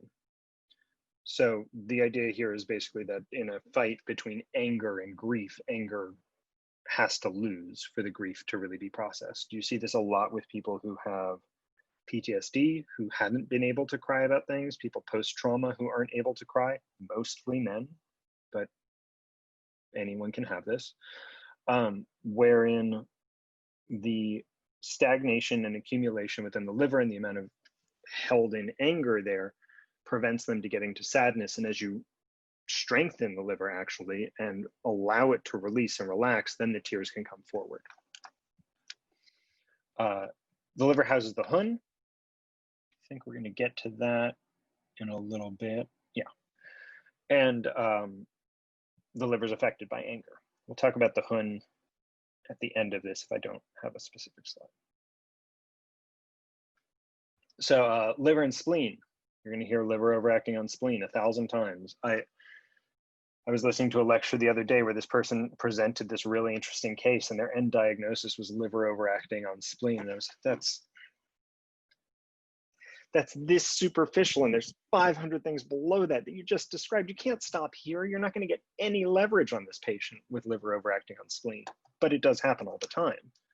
It's just almost always not where you get the most traction. So this is about the liver being in control of the free flow of qi and the spleen generating qi, which in part is the difference between fight or flight and rest and digest. I try not to map Eastern and Western concepts onto each other, but this one maps pretty well. So to be able to digest food, to get your ideal digestion going, you have to be relaxed. If your liver qi is really stagnant, you're not relaxed. They don't happen together. There's also creation and storage of blood here. The metaphor I usually use for the relationship between the liver and the spleen-stomach combo is that if the general of the army, talking ancient China army, if the general of the army is concerned that there aren't going to be enough resources for them to protect the kingdom, the first thing that they're going to do is raid the granaries. So this is the liver extracting from the spleen and stomach and preventing them from having the qi to do their job, because who cares if we make energy for tomorrow if we die today? Being the basic idea. That's a lot of the relationship between liver and spleen. Liver and kidney. We talked about the heart and the liver being connected around blood, right? That's their unifying substance. The liver and the kidney are connected around blood, yin, and essence. The kidney is the deepest storage, the liver is the second deepest. The heart's a whole nother story, it's way up top. So there are a couple of other statements of fact. The liver and kidney have a common origin, and essence and blood have a common source. And by this, they're mostly just talking about the interrelationship between the liver and kidney, that the two of them are both coming from the Jing, as do all organs, and that that they work together in myriad ways. Most of the herbs we have that we use for things like kidney yin deficiency, they tonify liver and kidney yin. They work together in that. From the acupuncture perspective, acupuncture and herbs work differently. We're using different medicine. The theoretical systems overlap, but what we can do with each is different. So when we tonify kidney yin, we're often not tonifying liver yin. In fact, we don't really do much liver yin tonification with acupuncture ever, really. But when we look at the herbal side of it, we do those together.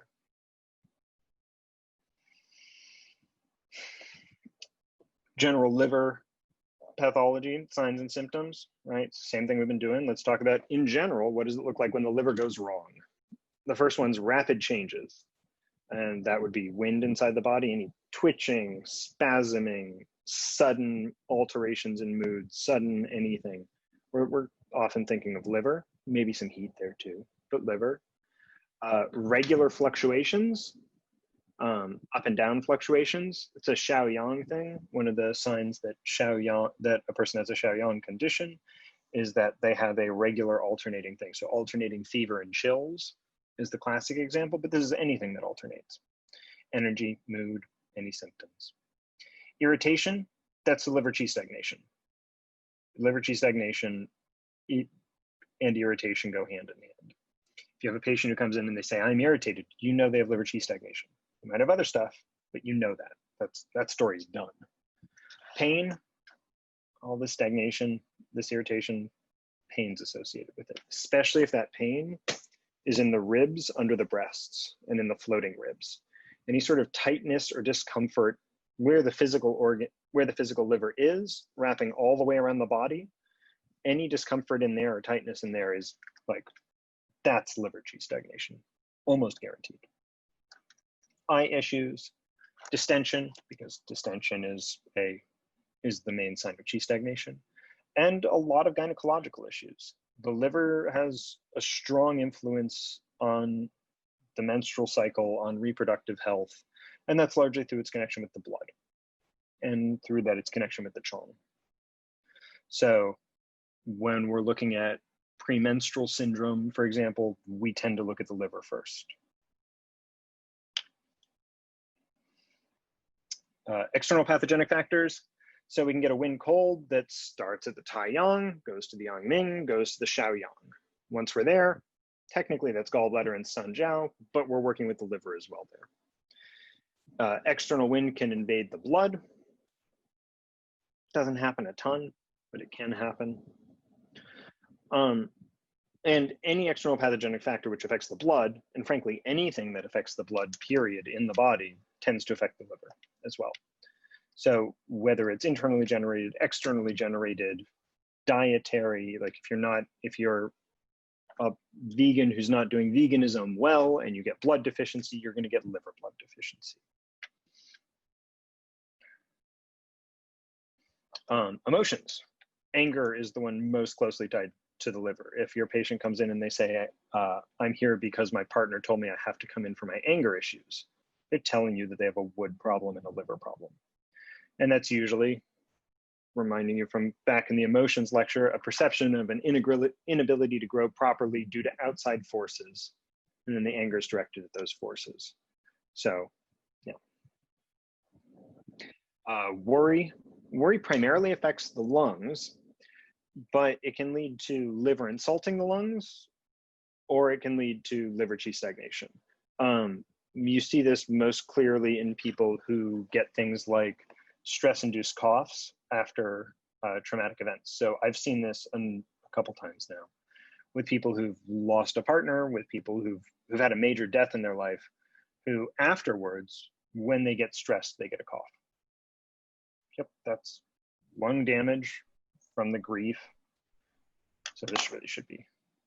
So is worry, is that different than rumination? Oh, okay. Yeah, okay. And sadness injures the ethereal soul, injures the hun. So we got,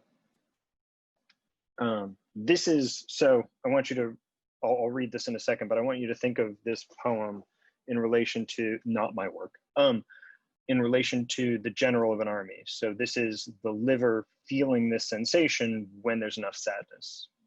Little solace comes to those who grieve when thoughts keep drifting as walls keep shifting. In this great blue world of ours seems a house of leaves, moments before the wind. So it's that feeling of everything is unstable, nothing can be trusted. You know, not even the walls in the house can be relied upon, and every aspect of this world can be blown away in an instant.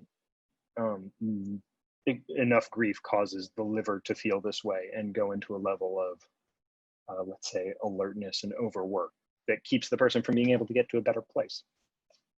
We can help with this.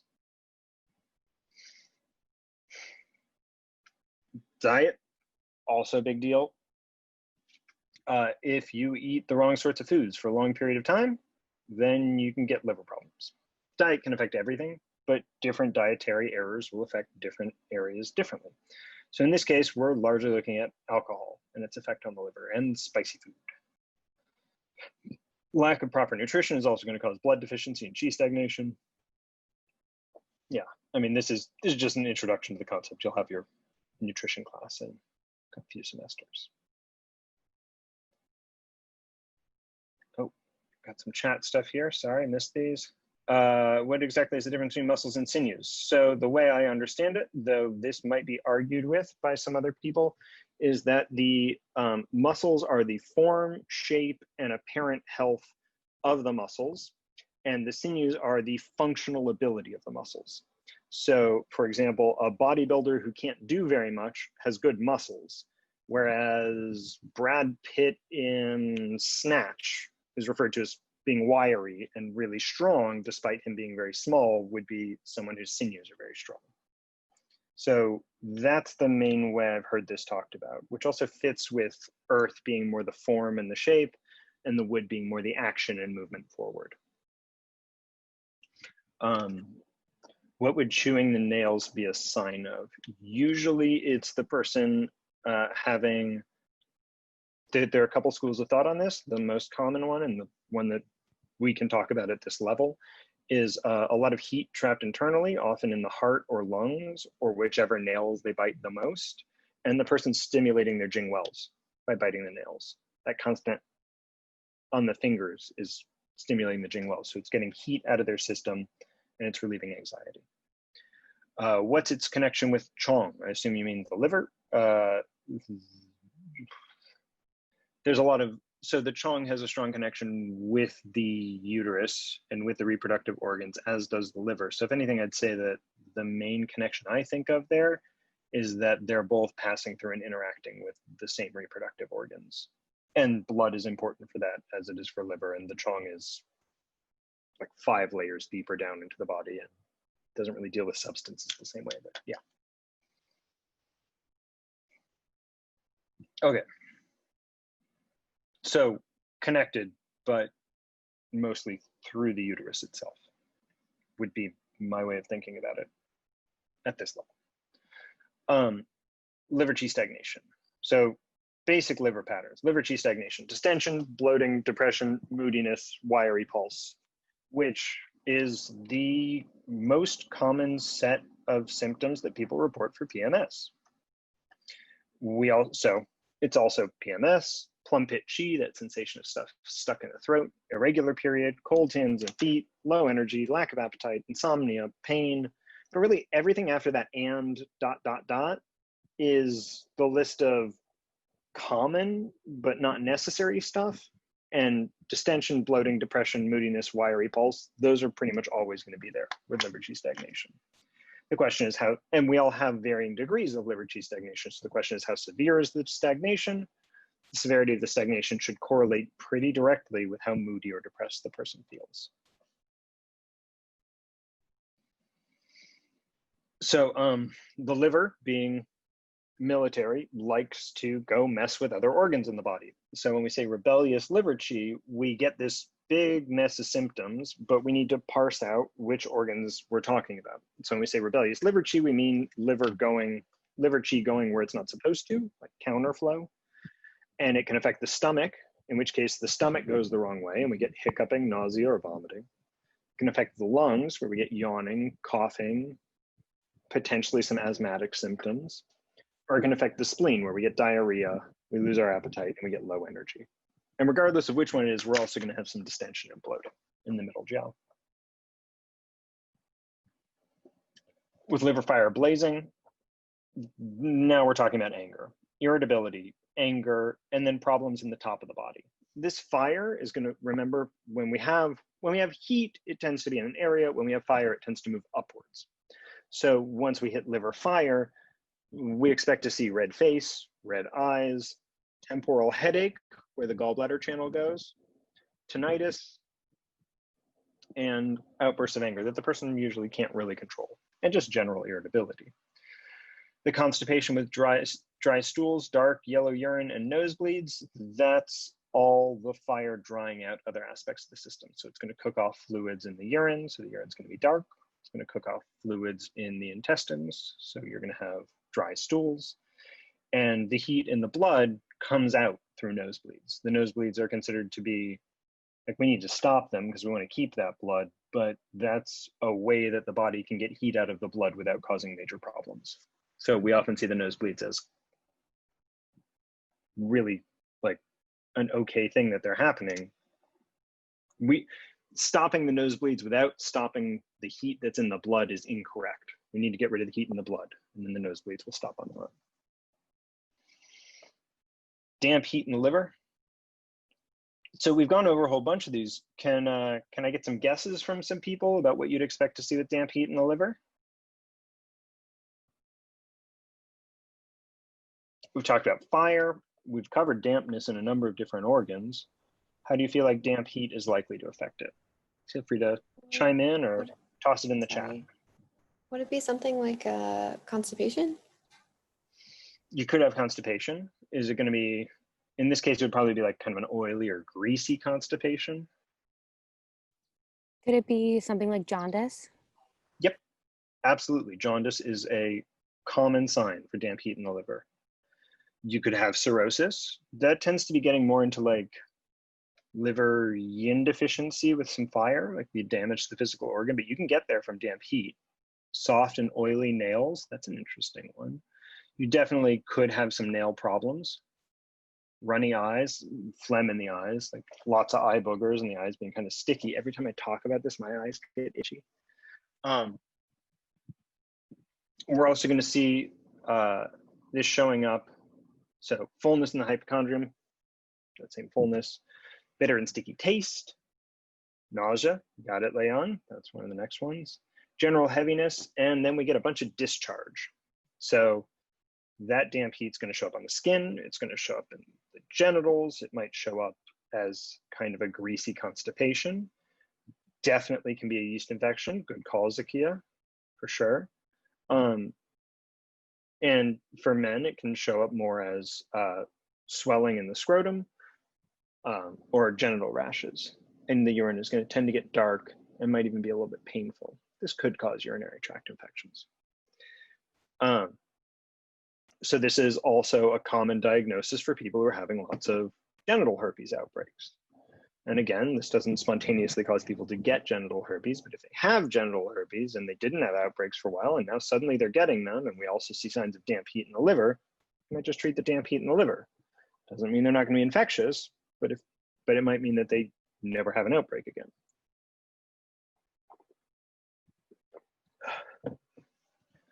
Okay, liver blood deficiency. So here we're going to get, all these have been excess so far. I'll just touch a couple of deficiency ones. Dizziness, numbness and tingling. Remember, numbness and tingling both tend to be signs of wind. They can be stagnation, but they're often wind, and you get wind when you have liver blood deficiency. Insomnia. Again, this is as good a time as any.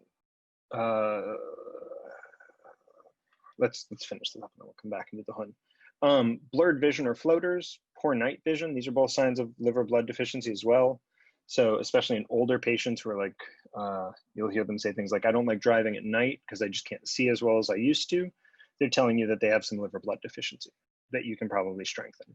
Doesn't mean they should be driving at night, but you can make that a little bit better. Scanty menstruation or amenorrhea, you get enough blood deficiency, you just stop getting periods. That's one of the things that happens. Muscle weakness or cramps. Yep, so especially if the cramps show up suddenly and result in a strong contraction, that's wind showing up in the area where the blood deficiency existed.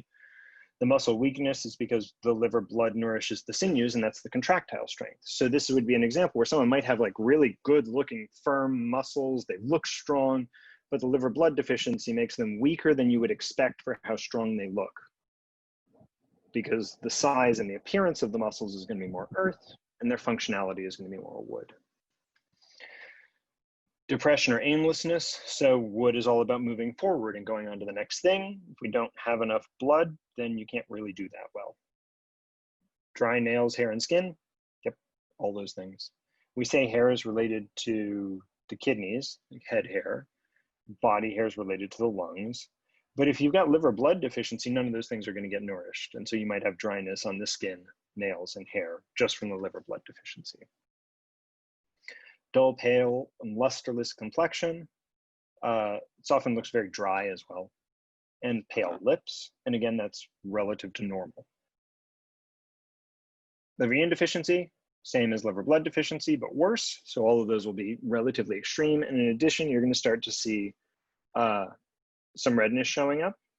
You tend to get redness on the cheekbones, a little bit of red flush showing up in the face, and dry eyes, dry skin, dry hair, and often dry tongue and mouth, and dry tongue coat. Often this level of dryness can get problematic. Yes, easily could, the lips could be dry and cracked, absolutely. Danielle, good call.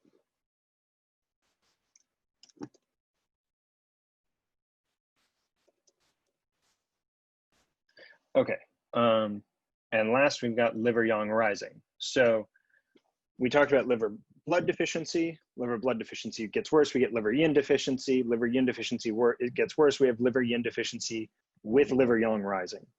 The yin is really deficient, and the yang of the liver rises upwards, and we begin getting signs and symptoms in the head. temporal orbital lateral headaches, tinnitus, dizziness, blurred vision, insomnia, irritability, anger, feeling really worked up, and this stiff neck that comes from the chi moving upwards. We've talked about insomnia a number of times here, and I told you guys we would talk about how sleep works. So let's talk about the Hun for a second. So the Hun is the ethereal soul, the Po is the corporeal soul. The Hun lives in the liver, the Po lives in the lungs. And when you die, the Po goes back down to the earth and gets reincorporated into the earth and may or may not arise in other people. And the Hun flies off into the heavens. So if we talk about heaven, man just meaning people, not trying to be sexist, they just have one character for it in Mandarin. Tian Ren Di, heaven and earth. And the idea is that we're holding this pole between these two places, and when we pass away, we split off into these two pieces. They go to these different pieces. The Hun goes back up to heaven. We're not talking about a Judeo-Christian heaven here, when we're talking about like source of all yang, with the earth being source of all yin. And while we're alive here on earth, the Hun and the Po both play roles in the body. The Po does a lot of work with basic regulation of rhythms within the system. Does a lot of like the real yeoman's work of making sure that things work properly. It's one of the reasons that the lung is the prime minister, is the Po works through it. And the Hun is in charge of everything related to dreaming, whether we're talking about literal dreams that you have while you're asleep, or dreaming about the future, or dreaming about what could be. What are your dreams, goals, and aspirations? That's all Hun related stuff. We usually talk about it as wood and liver related stuff, but that's because that's where the Hun lives. So when we're talking about insomnia, when we're talking about dream disturbed sleep, when we're talking about night terrors, when we're talking about sleepwalking, sleep paralysis, any of these sleep related disorders, we're talking about issues related to the Hun. In theory, while you sleep, the Hun leaves the body, stays connected, but leaves, and goes and explores heaven to help figure out what it is that should happen next on Earth, to bring back information to you so that you can become better informed about what you're supposed to do through it. The calmer you are, the more balanced you are, the more peaceful and harmonious and well-regulated your system is, the further the Hun can go and the more it can learn when it goes out. The more chaotic you are, the more out of balance you are, the more the Hun can't really do its job. So when we say insomnia, for example, if a patient has severe liver blood deficiency, the Hun needs a supportive space to stay rooted into to be able to leave and come back. When you have a lot of blood deficiency, the Hun often can't leave, or at least can't leave easily. So we sometimes have patients who are really deficient, who don't really fall asleep, they more just pass out every night, really late, because they can't fall asleep naturally. With patients who have a lot of fire, once they fall asleep, the Hun tends to be somewhat deranged by the heat in their system, so they tend to have more violent or aggressive dreams. The Hun's divided into multiple pieces. None of this will be on any tests, except like which of the spirits is involved in dreaming, just letting you know.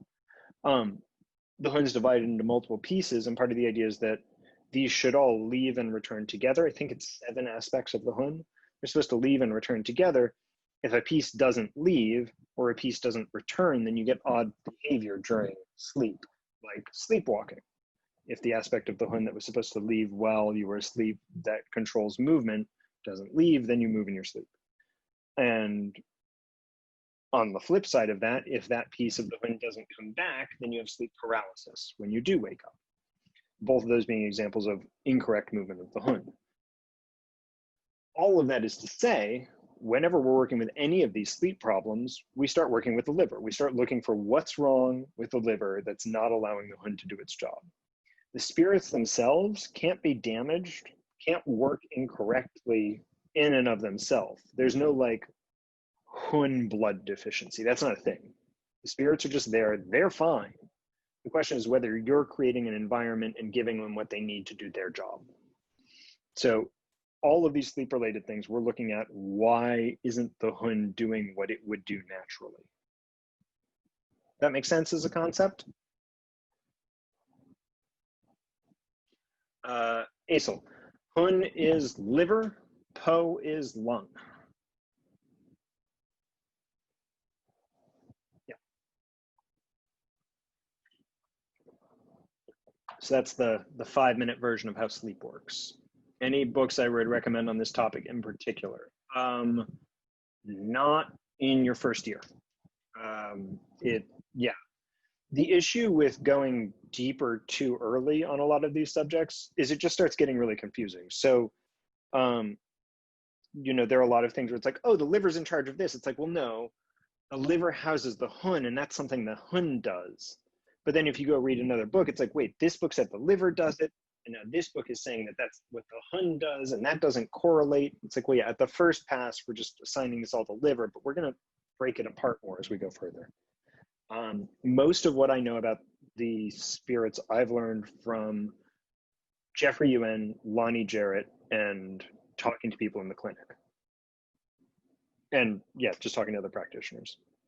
It barely exists in TCM is part of the answer. You have to go to other sources. Okay, so it's 4 o'clock, which gives us just enough time to do the entirety of the pericardium, even though that probably doesn't sound like it's a possible thing to do. Give me just 1 second, and we're gonna pull that up. And we're gonna talk about why we can't talk about the pericardium.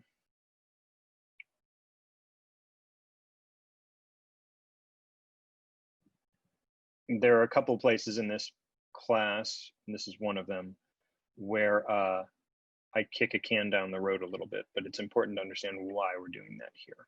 So, pericardium pathology, ... So, in Bob Flaw's books, in Bob Flaw's book, The Statement of Facts in Chinese Medicine, this is all of the organs we talk about. And you will notice pretty quickly, excuse me, there's no pericardium there. It's not on the list at all. So that's because TCM doesn't really know what to do with the pericardium. And pericardium might not even be the right translation of this concept. If we go back to, yeah, we'll leave that for a second. So what is the pericardium? There's 3 different things that we translate as pericardium. None of this is on any exams. This is just for your own edification and understanding. Yeah. So sometimes when we say pericardium, we're talking about the Shinju, which is the master of the heart or the heart master. I've got an Elizabeth Rashad book on that I'm working on. The Shimbao, which is the actual pericardium, the physical pericardium, the sac around the heart. So it's the envelope of the heart, or the heart wrapper. And sometimes we're talking about the Shimbao Luo, which is the channel that connects the envelope of the heart to the heart. And all 3 of these get translated as pericardium. When we're talking about the channel, that's the Shinju. A lot of the other times we're talking about it, we're talking about the Shimbao or the Shimbao Luo.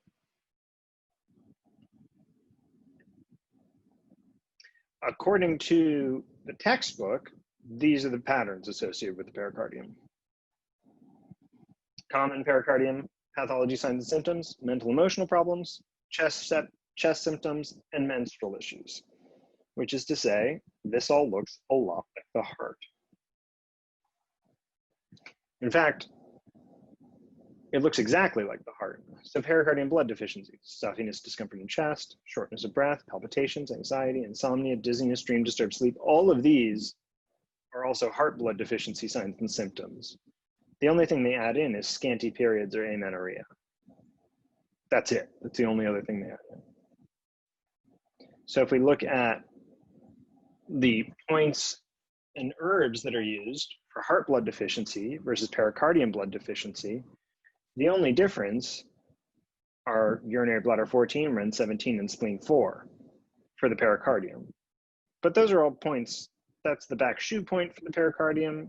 That's the front mu point for the pericardium. And spleen 4 is related to the Chong and therefore related to menstruation. Otherwise, it's the exact same point list. And the herbal formula is the same herbal formula. When you see the same point list and the same herbal formula, to me, that means that it's the same thing.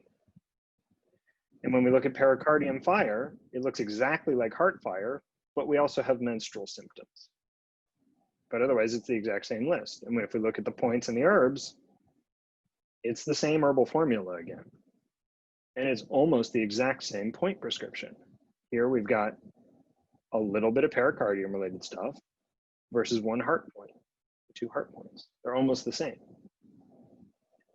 So the question is, what should you do with this? Why am I not giving you the same sort of information for pericardium you've gotten for everything else?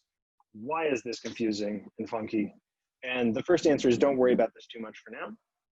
As you go through your program, you're going to notice that there are very few herbs that go to the pericardium, and you're almost never going to learn or talk about a pericardium pattern, like in the way that we talk about liver blood deficiency. You're basically never going to talk about a pericardium pattern for the rest of your education, which means that on a certain level, you can forget about this if you want to. You can kind of forget about the pericardium. The points are useful, but we tend to use them for heart-related stuff anyways.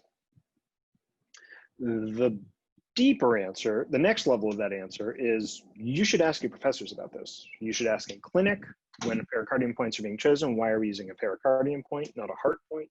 What is it that makes the pericardium different from the heart? So you'll hear things like, oh yeah, we're using pericardium 6 to get excess out of the heart. Okay, why aren't we using a heart point? What is it about the pericardium point that's doing this? Why are we using this channel at all? What does Ren 17 do? It's the front moo point of the heart, and it gets used all the time. That's the one right in the middle of the chest here, in between, it's supposed to be exactly in between the nipples, in the middle of the chest. We use that point pretty often. It's the front moo point of the pericardium. Why are we using that?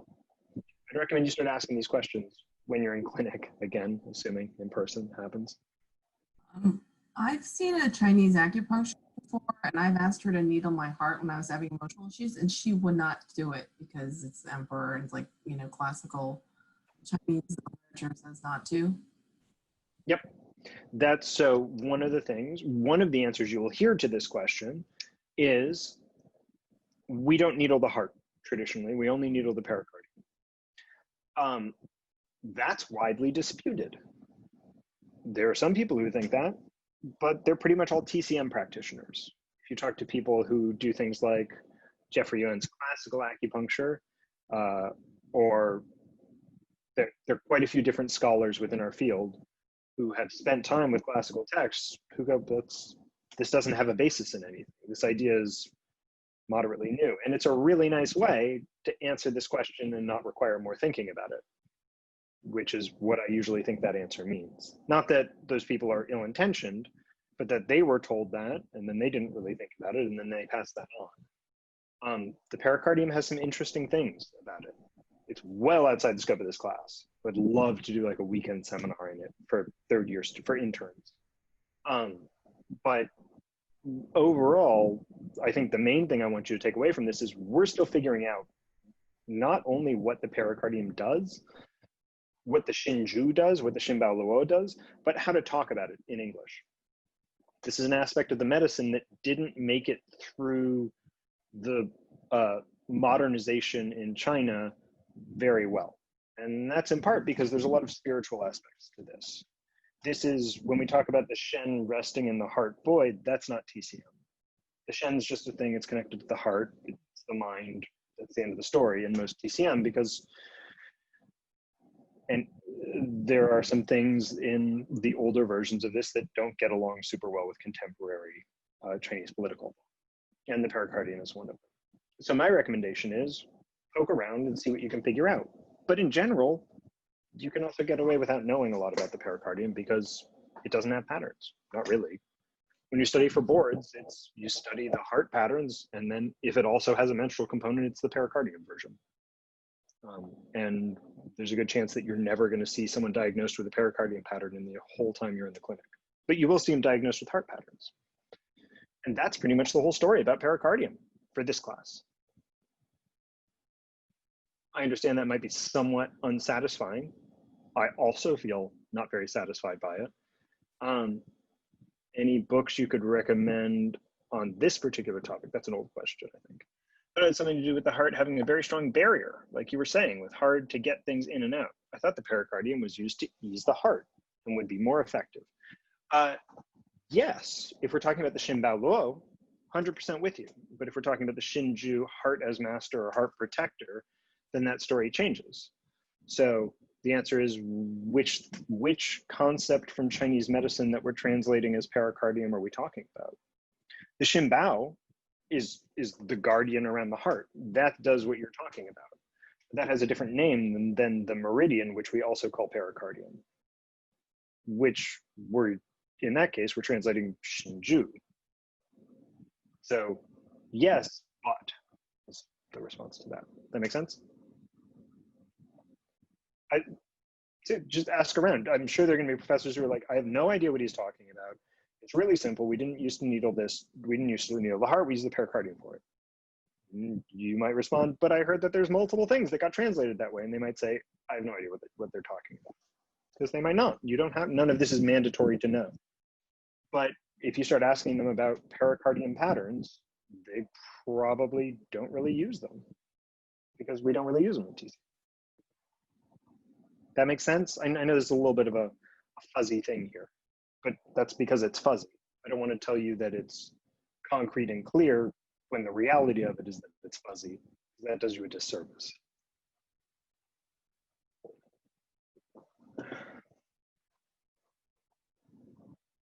Okay, well, then we're pretty much done for the day. Anyone here have any questions, anything you want to talk about? Peter, what are you going to talk about next class? Next class, we go into the Yang organs. Okay, so the reason I'm asking is because I'm thinking about all this we covered, which feels like 100 miles worth of material. And do you expect, I mean, how are we supposed to approach studying this? It's very hard to internalize all of this because there are lots of similarities and overlap and a lot of stuff, even under each subcategory. Do you have some tips for that? Well, as with the midterm, everything that I'm going to test you on is going to be directly out of these slides. So all of the color that I'm adding on top of it, I'm not going to ask you to explain to me why something is a certain way. All I'm going to need back from you is, here's 7 symptoms. The first one's palpitations. Which of these 4 diagnoses, and 2 of them relate to the heart, is the correct one? So it's going to be very blunt and obvious. I'm going to ask you a ton of questions about statements of fact. I'm going to give you the statement of fact, and I'm going to ask you what the organ is. Okay, so that's about it. In general, if we just keep reading, going over, I mean, I don't know how many times people typically do it, but if you keep reading it, all this material will start slowly become internalized, right? I mean, it's a matter of taking the time and the effort. Well, you're currently in the stage of your education where you have to absorb the largest quantity of information. And then after you finish comprehensive exams 1, it becomes synthesizing that information. That's where you start working more in the clinic. That's where this stuff starts to click a bit more. I'm doing my best to try to share some of the hey, here's the way of thinking. Yeah, anyone who wants to take off, you're welcome to go. It's great having you guys here today. I'll hang out and chat and answer questions, but if you need to go, feel free to take off. There goes half the class.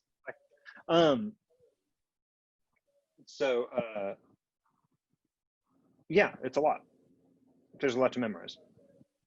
I'm trying to include the type of thinking you're going to be getting to later, but the general way this class is taught is just here are lists and memorize them. Yeah. And at the end of the day, that's how I'm testing you. Yeah. But as I'm teaching it, I want to try to give a little more context so that you understand why it's that way a little bit, so that as you're learning this at deeper levels, it clicks really nicely. That makes sense? It is a lot of information. It's a lot of information. I'm just trying to figure out what would be the best way to internalize enough the essence of each subject or subcategory, so that when we see a test question, you know, you can recall the information, Sure. right? You know what I'm saying, right? Like a Yeah. couple of really outstanding symptoms in each category. Well, I'd like you to make those. I mean, so I give you two different things I want to talk about. First, for the statements of fact, I'd recommend you put the statement of fact on one side of a note card and the organ on the other, and you mix them all together. And then you go through them, and it's like, okay, which one controls the blood? Which one manages the blood? And you just go through it until you're very comfortable with them, because you're always going to see those as the exact phrase with the exact wording. So you want to be able to recognize that statement and go, lung, liver, heart, Yeah. just second nature. You don't Right. have to have more understanding of those. You need to know those like they're acupuncture points. They're just things you have to know. And then the understanding can build after that. So that's a framework you get. That's one part. When it comes to the pathologies, the first thing I want you to do is get a feeling for each organ based on the common signs and symptoms, right? So that's when we're going through the different patterns. The first thing we talk about is general signs and symptoms. Like, what does it look like when we have a spleen problem? And then we talk about the different ways that that can manifest. A number of weeks back, we went over the different pathogens, right? Like heat and damp and cold and dry internally. The symptoms you see, so like when you see liver damp heat, that should be a combination of, the symptoms you see will be a combination of the statements of fact, the general liver signs and symptoms, and what damp heat looks like. Okay. So if you, yeah, that makes sense. That makes sense? Yeah, So, yeah. You're organizing by the organ, and then you're organizing by the general pathology, and then specific symptoms of that pathology. Yes. Yes. I mean, and it's the a lot specific of symptoms processing to do. Yeah. Yes, it is. Yeah. Yes, it is. Okay.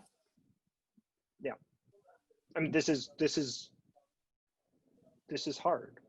Yeah, it's very hard. It's, you know, in some ways it's very specific, in some ways it's very abstract, because there's just such massive amount of things you have to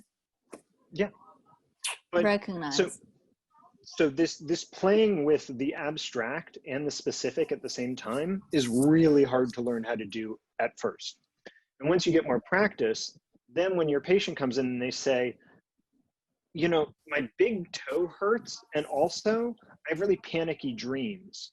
And you can go, oh, well, those are totally connected. Like the abstract and the specific, I can see how they tie together. We can work with that. So part of this is also that you're learning a way of thinking. Yeah. A lot of this is just facts, but it's also a way of categorizing and connecting information, which is very similar to the way that you're going to do that when you're seeing patients. And it's like when you sit down to look at a patient in a clinical setting and you take their pulse and you look at their tongue. If you've gotten good at the intake process, which you'll learn a bit of next semester, but you really learn in the clinic, you get 1,000 data points. Yeah. And the question's like, what am I paying attention to? What matters? What can I throw out? What's for next time I see them?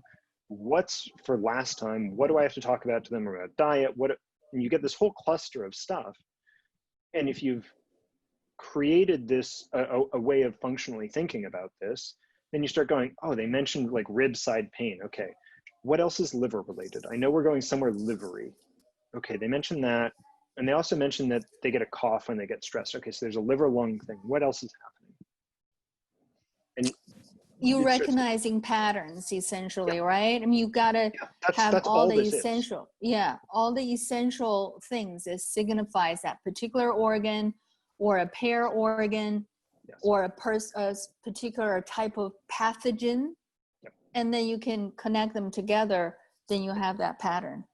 Yeah. Sometimes you're sitting with a patient and it's like, oh, I know they have damp heat. Now I got to figure out where it is. Yeah. Sometimes you're sitting with a patient. It's like, I know they have a stomach problem. I got to figure out why it is. And then you trace it back to the liver. But then from the liver, you jump over to the lungs. And then as you go through this network of how things interconnect, you start somewhere and you work through it. But if you don't have the connections, you can't do it. It's like playing Scrabbles. Lots of practice. And knowing the words, Scrabble words. Yeah, that's actually a decent metaphor for this. Okay. Well, All right. thank you, Peter. Gotta do the reading now. Yeah. Flashcards. Flashcards Yeah. for the stuff that just has to be rote memorized. Oregon flashcards. Thank you very much. Thank you. Any other questions? Okay. Well, thanks everybody, and I'll see you next week.